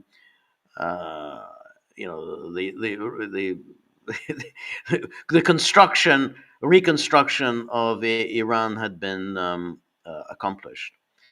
And then, so anyway, those, we don't know whether that's exactly the 10-point. Anyway, the U.S. has rejected these plans. And then here's the New York Times story. Iran's 10-point proposal demands Iran's 10-point proposal demands an end to attacks and sanctions. As President Trump's deadline for new attacks loomed, Iran conveyed its conditions through Pakistani intermediaries. And then we have Iran delivered the 10-point proposal. The plan was conveyed by Pakistan, which has been acting as an intermediary. but appeared unlikely to resolve major questions ahead of President Trump's evening deadline. And then two senior Iranian officials, speaking on the condition of anonymity to discuss the negotiations, said the proposal included a guarantee that Iran would not be attacked again, an end to the Israeli strikes against Hezbollah in Lebanon, and the lifting of all sanctions, which is what we had read out. In return, Iran would lift its de facto blockade of the Strait of Hormuz. Iran would also impose a fee of roughly $2 million per ship that it would split with Oman, which sits across the strait. Iran would use its share of the proceeds to reconstruct infrastructure destroyed by American and Israeli attacks rather than demand direct compensation. And as on Monday about the latest proposal involving Iran, Mr. Trump said it's a significant proposal. It's a significant step. It's not good enough, but it's a very significant step. While the state media did not publish the entirety of the proposal, it said it included a protocol for safe passage through the Strait of Hormuz. It also outlined Iranian demands for sanctions to be lifted, reconstruction of damaged infrastructure, and so on. Anyway, so if one went there to look, well, where are we going to go? I would have thought if you're going to announce the commission of a crime, that means you're not going to do it. You're just not going to commit the crime because it just makes no sense. I mean, you say you're going to commit a crime and then you commit the crime, then that's it. You're done. I mean, they've got you. So therefore, when Trump makes these blustery statements, such as, hey, I'm going to destroy a civilization, that means you're not going to do it. And I think, and it's been obvious for some time, he wants a way out. Whether he is that's going to happen, he's going to find a way out tonight, I'm not at all sure, because he really has got himself into a real mess on this. And Iran isn't going to let him off the hook. So he's going to have to make concessions. But the people who matter, the people who wield financial power in the world, people who wield trillions of dollars, they don't want this war to go on, and they can make or break presidents. So I think that Trump wants out. If it seems like, hey, this is a really humiliating situation for you, okay, it will be a very humiliating for the United States. But Trump is very good at changing the subject.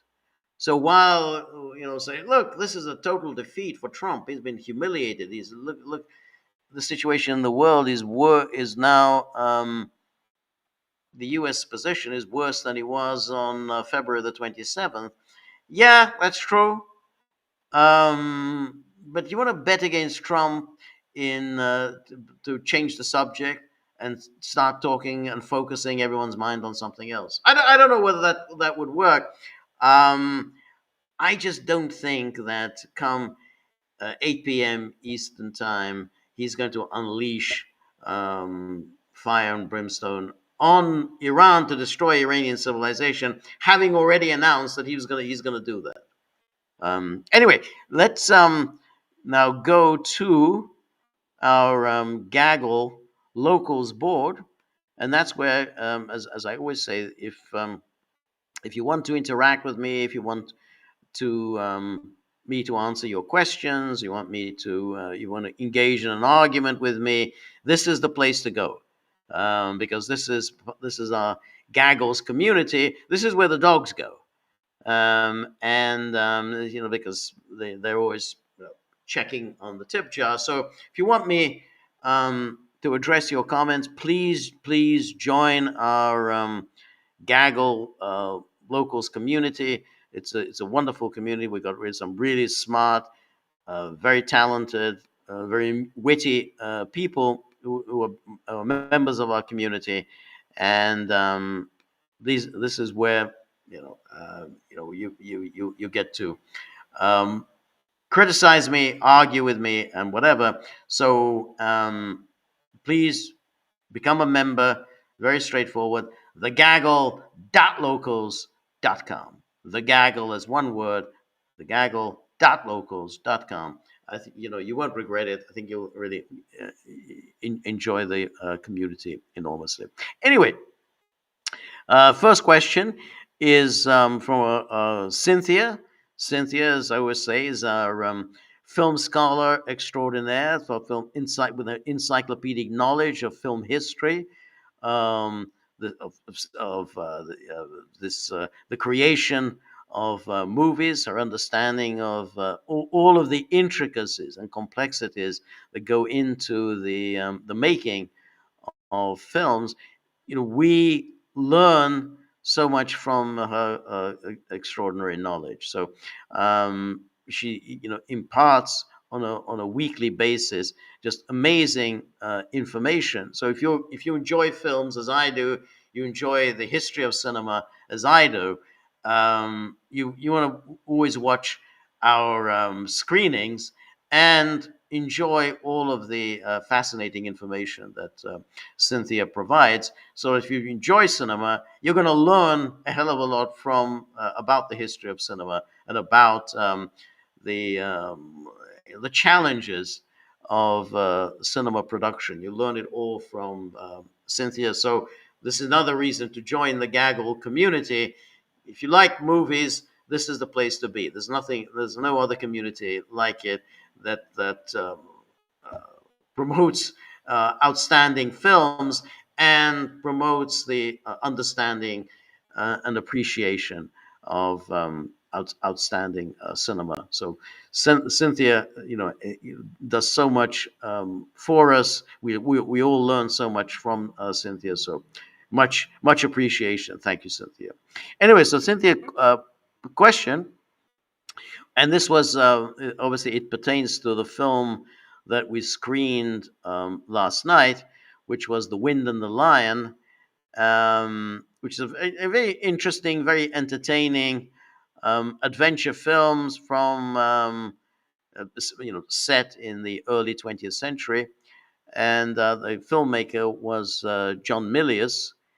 And anyway, Cynthia says last night's film took creative liberties through Milius's clever choice to align German villains with an Ottoman-tied court, previewing World War I Central Powers a decade early. By backdating this 1914 pact to 1904, he created a unified threat, merging decadent old world rot with with cold German industrial power.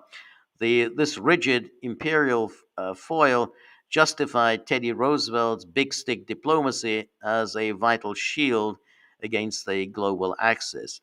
This fictional twist turned a local kidnapping into a high stakes clash of civilizations. Absolutely, that's I think the thrust of the film. And anyway, then Cynthia goes on. The Perdicaris case. This is this involved this family that was abducted by a Berber chieftain. This happened, early in the 20th century, and that this was then he was hoping to use this in part of his political struggle against the Sultan, until then Teddy Roosevelt got involved in this. Anyway, the Perdicaris case stands as a rare instance where facts and fiction perfectly align, as the 1975 film captures the Stockholm and Lima syndromes found in the true story. Despite his capture, the real Perdicaris hailed Rezuli, this is the Berber chieftain, a kindly-hearted patriot, while the chieftain showed empathy through extravagant courtesy. This mutual trust was so deep that they remained friends after the crisis, proving the film's portrayal of their bond was rooted in a genuine lasting tie born under duress. Yep, I think that's true. And then, oddly enough, Teddy Roosevelt's Perdicaris alive or Raisuli dead cry helped fuel this bond by aligning the captor and captive against the Sultan. While the public saw a threat to Raisuli, the chieftain used Teddy Roosevelt's posturing to win his ransom, turning pressure into a shared win. This solidified their tie. Perdicaris saw the chief as a patriot protector, while the leader's empathy kept his prisoners safe. Ultimately, the threat of force proved their mutual trust and forced a peaceful end. Any thoughts on this? Well, I think I think you summarized it perfectly. I don't have much more to add. I think that's you're spot on. Um, yeah, there's no question. The Germany um, prior to World War One did indeed cultivate the Ottomans. I think the Germans saw that the Ottomans would be a very useful ally against the British, and that indeed proved to be the case. And they trained the Ottomans into becoming a quite a formidable fighting force. I think it was the General Lehman D. Sanders was his name. He really, and we saw some of this in Gallipoli, which was also one of the films we screened here. So, and it was a obvious disaster for the British. So yeah, no question that the film played on that how the Germans made use of the Ottomans. The decadence was, I think, something that the Ottomans wanted to eliminate. I mean, that was part of the Young Turks revolt, precisely because they wanted to remove the decadence that prevailed um, under the Ottomans and to turn the Ottoman Empire into a formidable power, and they partially succeeded, but of course they also engaged in terrible brutality as they turned themselves into a serious military power. Of course, like what they did to the Armenians. That was all part of the Young Turk revolt, but they were very much sponsored by the Germans, and so that was well brought out in the film. Teddy Roosevelt saw this whole case as a way of advancing his political ambitions. He saw this as a very useful in his re-election campaign, and there's no question he kind of admired this the Raizuli, the Berber chieftain, and saw him as in a way his his equal. I think I think Teddy Roosevelt obviously saw himself as a kind of a heroic figure, the kind of athletic, adventurous, imaginative, and I think he saw Raizuli as something very similar. So he really didn't want to inflict any harm to him, and in fact, he helped liberate him. He helped to free him from captivity. So they, in a way, it did have a happy ending because the Americans helped free Raizuli, and of course the Perdicaris was or were also freed. So the whole thing did have a happy ending. I think the film is entertaining. I mean, it's not a very deep film. That doesn't really address any serious geopolitical issues, but it's a fun film. Um, Connery as the Berber chieftain, I think is entertaining. Um, the Teddy Roosevelt character was, I think, also rather it was rather fun to engage with, and even Candice Bergen, whom I'm not a huge fan of. I thought she was quite good here.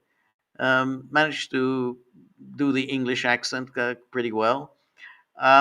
So yeah, I think it was entertaining, and I think you're right in that the film is about yeah, heroism, um, adventure, and and of course there is the lush romantic quality to it, which is that he's that somehow this he captures this this English woman, and and I think she's obviously attracted to his wild primal masculinity, which as I say also has the parallels with Teddy Roosevelt. So anyway, thank you, Cynthia. I think these are really interesting observations.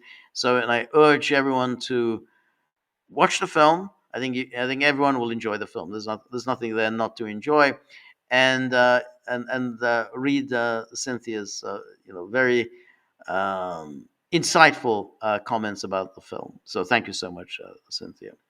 Anyway, Vic Shakapopoulos says, "Dear George, while I don't want to get into a debate about history with you, because they can be rather exhausting, I just want to correct two things about our last discussion regarding Polish-Hungarian relations. You were right. Paul Teleki killed himself because of Hungarian participation in the invasion of Yugoslavia, but he also earlier refused to allow the use of Hungarian territory in the war against Poland. He reportedly said he would sooner blow up the rail lines than participate in an attack on Poland. I confused the two invasions, but Teleki indeed was friendly toward Poland. And then you, on the other hand, state that Poland and Hungary were fighting on the opposite sides of both world wars.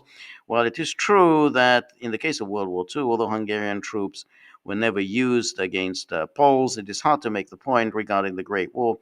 Poland did not exist as a state at the time, and Poles fought for both sides of that conflict. Well, I think that you'd have to say Hungary was a member of the Triple Alliance. Now, the Poland, the goal of the creation of an independent state of Poland was one that was pursued by the Entente, and it was certainly not the goal of the Triple Alliance to create an independent state of Poland, or at least to the extent that it would have been a much diminished um, state, and in fact, the Triple Alliance was much more interested in promoting the Ukrainians. I mean, they were much more alert to the difference between the Poles and the Ukrainians, and the Germans generally were very suspicious of the Poles. And while they were prepared to carve out a piece of Polish territory out of the Russian Empire, there was never, but the Germans and the Austrians were certainly not going to give up any territory to the Poles. So Austrian Galicia, that was never going to be a part of the new state of Poland, and certainly Germany wasn't going to give up any part of Prussia to create this a state of Poland. But they were prepared to carve out a part of the Russian Empire to create a state of Poland. But as I say, for the Triple Alliance, which is Germany and Austria-Hungary, they were much more interested in creating a Ukraine because they knew that would create real problems for the Poles, and so they thought, well, good, we'll just keep the Poles and the Ukrainians at one another's throats. I think it's hard to make the case that somehow the Hungarians and the Poles in World War One were on the same sides. I think the cause of Polish emancipation was one that was embraced much more by the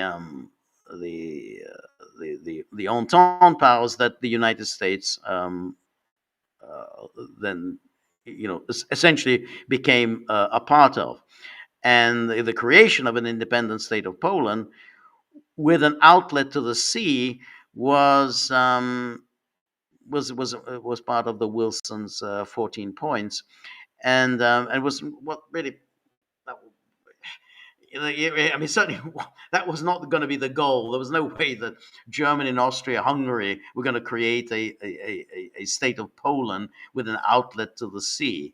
Um, so, I mean, the issue really, I mean, you're getting into details here, and I think you're kind of missing the wood for the trees. I'm not saying that there were times when the Poles and the Hungarians might have been on the same side.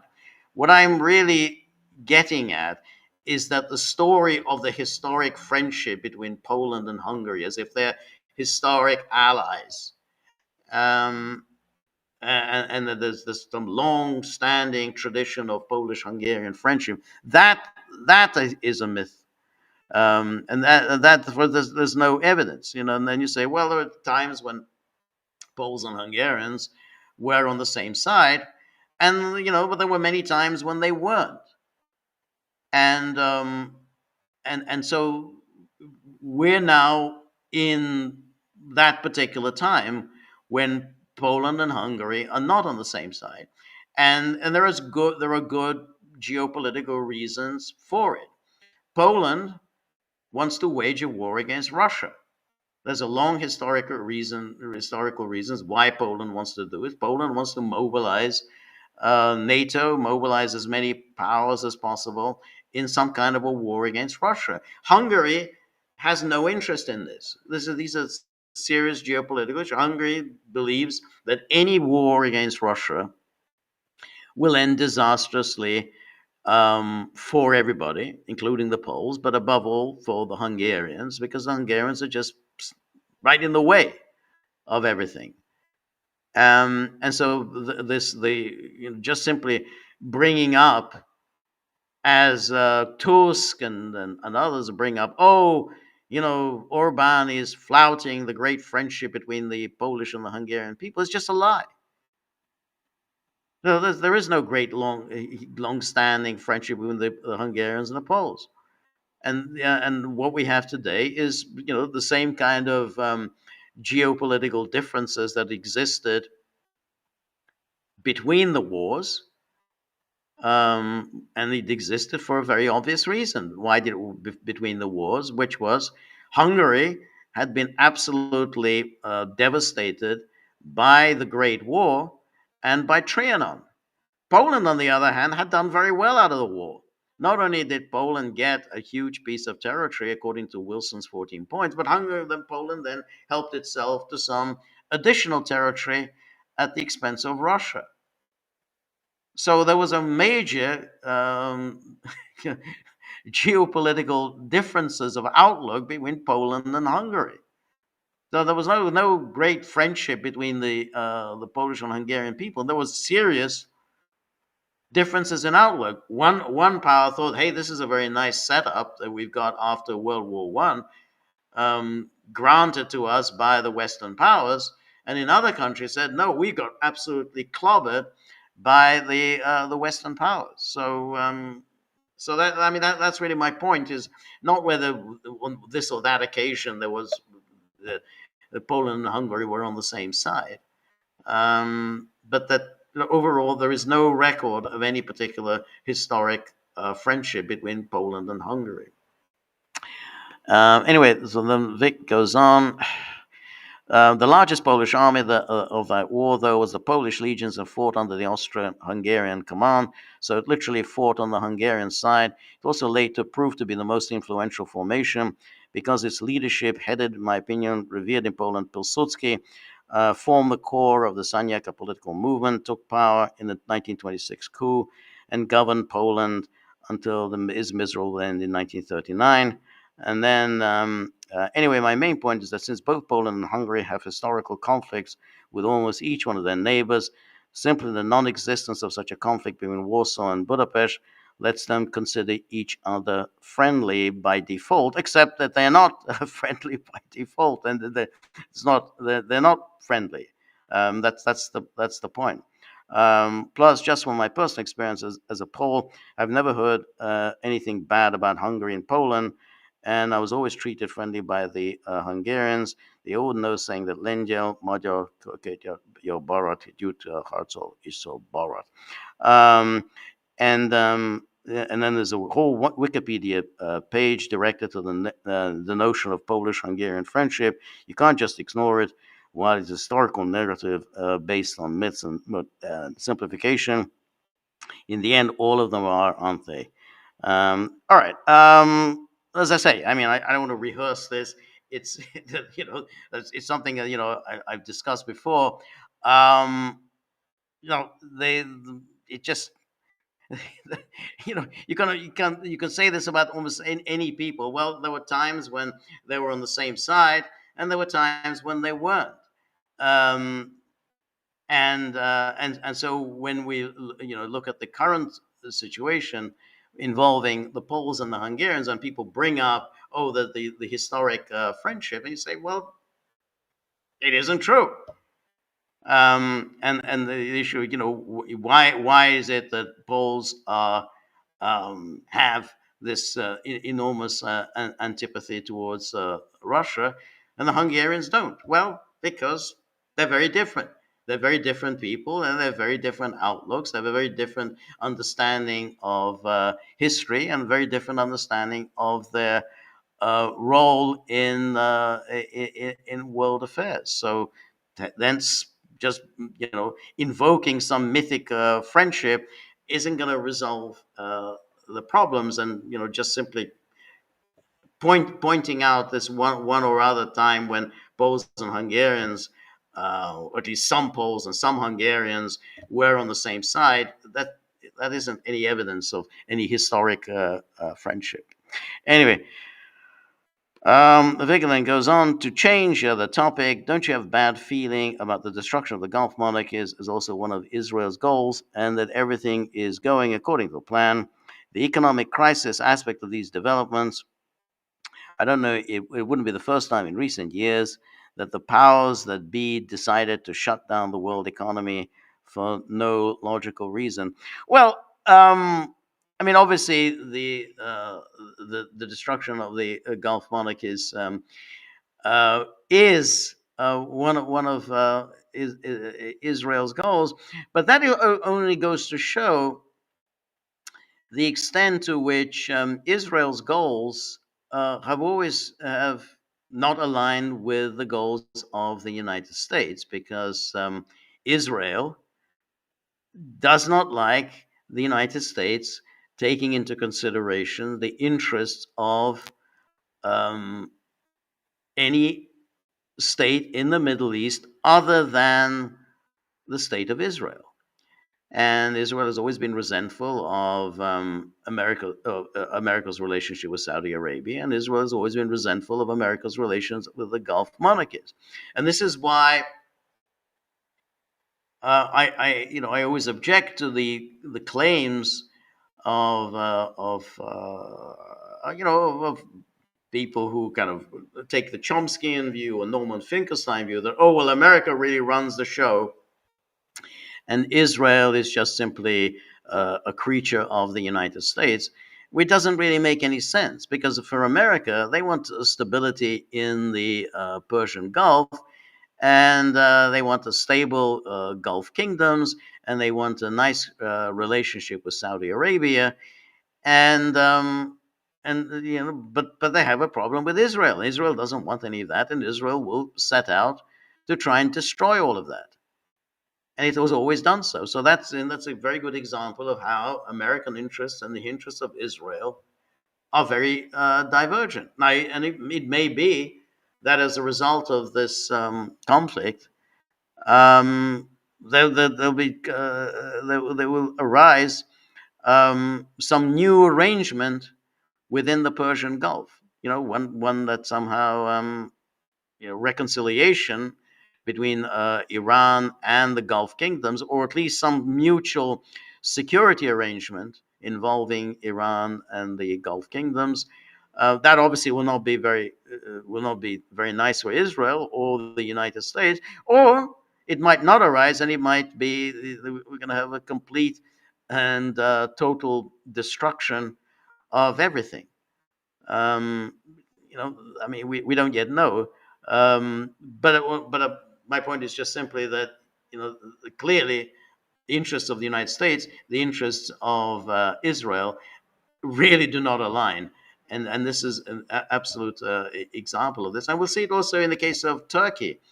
Israel is not at all happy with Turkey being a pillar of NATO. And Turkey may well be in Israel's crosshairs. That's something the United States doesn't want to go there. Anyway, thank you so much.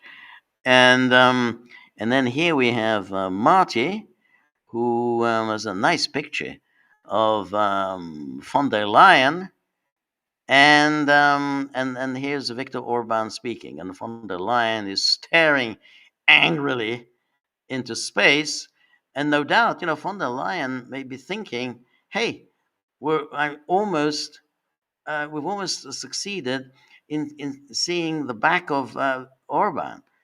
Our policy of making sure that Hungary doesn't get its money is working. It's caused economic problems in Hungary, not to mention, all the oil that isn't reaching Hungary. We did what we needed to do to get Orban out." And here's a picture of von der Leyen, yeah, isn't that, like I guess a chicken or some kind of a bird that's just hatched, and yeah, she may well be celebrating on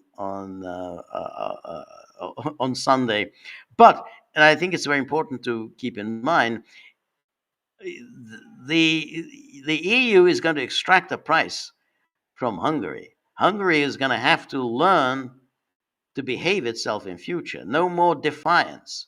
The Hungarians must be taught a lesson. Never do this again. Never defy Brussels again. So this is going to be the message imparted to Magyar. Don't even think about going down the path of Orban, thinking that, oh, hey, Hungary is going to chart his own path. No more charting your own path. You do as you're told. You do what Brussels tells you. And yeah, here's another picture of from Marty, Orban, and J.D. Vance. And so, and somebody saw Marty's picture of Ursula, creepy. Yes, indeed. And now Cynthia then says, Trump says he'll prosecute whoever leaked the story of a downed U.S. airman, yet the report came from an Israeli journalist, yep, with the original source being Israel's Minister of Defense. Unlike the U.S., Israel lacks First Amendment protections, especially on national security matters. So if Trump is serious about accountability, why not push them to be prosecuted to the Hill? Or does that standard conveniently vanish when he's acting on an Israeli firster who puts Israeli law over U.S. law? Well, I don't know whether Trump can really prosecute any Israelis. I mean, he doesn't really have jurisdiction in Israel. I think this whole thing is kind of an embarrassment. Again, it's Trumpian bluster. Oh, I'm going to prosecute. I'm going to prosecute. But he's not going to be able to prosecute, an Israeli journalist. So, I think it's all kind of ridiculous. I don't even think he would have been able to prosecute if it had been an American journalist. I mean, this is so obviously protected by the First Amendment that he's just not going to be able to do it. I mean, journalists have committed far more egregious sins, and the government hasn't been able to prosecute them. So this is just Trumpian bluster.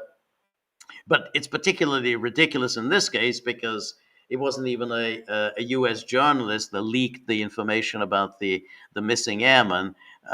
It was an Israeli journalist. And so anyway, thank you, Cynthia. And then Aristotle 1 says the parallel between Boris Johnson and Donald Trump is interesting to me because I was fooled by both to some degree. Johnson is clearly a mercenary globalist shill, yes, whose primary interest is now the Ukraine war. And yeah, like you said, he's a mercenary. I mean, his primary interest is to make an awful lot of money. I mean, he's got a lot of children. I'm not sure how many children he has, but so he's got, he's got a lot of mouths to feed, a lot of dependents to take care of. So his primary motive in everything he does is money, and clearly this is Ukraine is a major source of income for him. So Johnson is clearly a mercenary globalist shill whose primary interest is now the Ukraine war. I assumed that he was acting for the neocons, though I hear that he may have intervened in peace negotiations for a payoff from a wealthy arms manufacturer. Yes, that is the case. With him, he really has no um, views on anything. I mean, he's just somebody who's totally, totally in it for his own interests, and so when he made his pitch in April 2022 to Ukraine, hey, let's keep this war going. Um, it wasn't just driven by ideology, Russophobia, or whatever. He had pecuniary interests, and he's making a lot of money on this, and that's what I don't think that's the case with Trump, because Trump already is rich. Johnson isn't really rich, so he needs to find money from various sources. So it's like he writes this column in the Daily Mail. I mean, the Daily Mail pays him huge amounts of money to publish his column, and then of course he's got the deals with various arms manufacturers. So he needs, he needs money. Trump, I don't think, um, is primarily interested in money, though he may be. I mean, that's a part that we haven't yet fully um, explored. To what extent does Trump fear legal liabilities down the road? How much does he fear that his businesses would get in trouble once he's stopped being president, particularly if he's impeached and convicted? He's going to need lots and lots of money for his legal fees, and I think it may affect his business interests, so which will affect his family. So that's an aspect of it that I think is interesting, and we don't yet know sufficiently about that. Johnson is, I think, a very straightforward person. I mean, he's an absolute mercenary. Everything is about money with him. And then, anyway, Aristotle 1 then goes on. The key thing, though, is not. The key thing is, though, is that Boris sacrificed his domestic electorate for globalist war interests. Yes, Trump also sacrificed his domestic agenda for globalist war interests from the off. Is he controlled by the same people? I suspect that the berserker approach to foreign affairs was from the off cover for what his handlers wanted to do in Gaza and Iran. That I think could well be the case. Um, I mean, Johnson really never had any domestic agenda. I mean, I really, Johnson was thrust into that position um, by the Brexit campaign. Remember, he never was a Brexit figure. He had been a supporter of the EU. He kind of opportunistically battened on to the Brexit campaign, and then that propelled him to be prime minister. But that was never anything that he was that interested in. And of course, the moment he became prime minister, he quickly sniffed out where was he going to get money from, and he got in with all the globalists because they have a lot more money than the Brexiteers. So it was almost immediately he kind of betrayed all the people who had voted for him in that 2019 election. A totally fake phony election. And I think I think it's a fair point that that there are similarities between the 2024 election, where people thought that they were going to vote for one thing, which is Trump's domestic agenda. Trump was going to wind up all these foreign entanglements and focus on domestic issues, and then instead he embraced the Israel agenda. But Trump didn't embrace entirely the globalist agenda. I mean, he did, after all, he went with the tariffs. He really has very little time for the EU. Um, he doesn't particularly like NATO. He doesn't like Zelensky. He doesn't even much like South Korea and Japan, as he said the other day. So he's not really a globalist in the sense that I think Johnson is.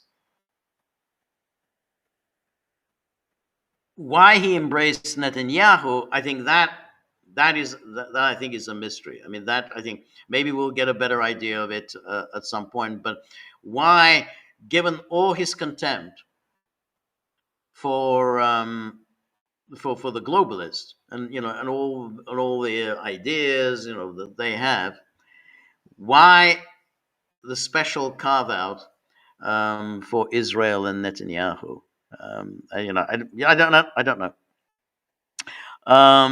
Anyway, Anne Marie, thank you very much. Always very good to see you.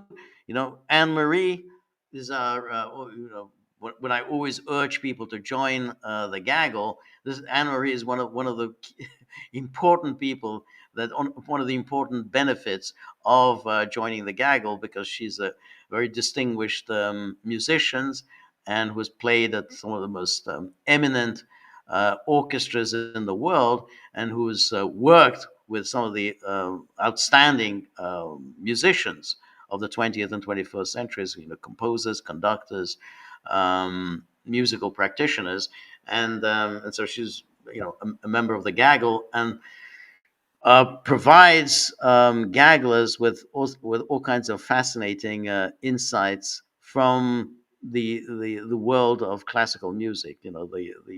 Inside dope on in the world of classical music. And so those of us who love music enjoy so much all of her very interesting, fascinating comments and insights, and particularly her descriptions of her personal experiences of playing very difficult pieces of music in often very challenging circumstances. Something that I'm really fascinated by. Having never played music at that level, but it's just I always just find it so interesting, and so really appreciative, Anne Marie, for all of your contributions to the Gaggle.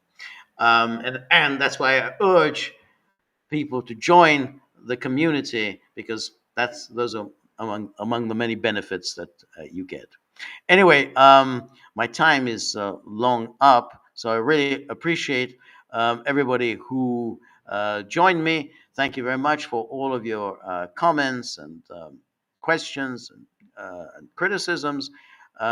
Everything is welcome. And again, let me please urge everyone, subscribe to the gaggle.locals.com. You definitely will not regret it. You will only benefit from it. So until Thursday, same time, 3 p.m. Eastern Time. Until then, good night. See you Thursday. Bye bye.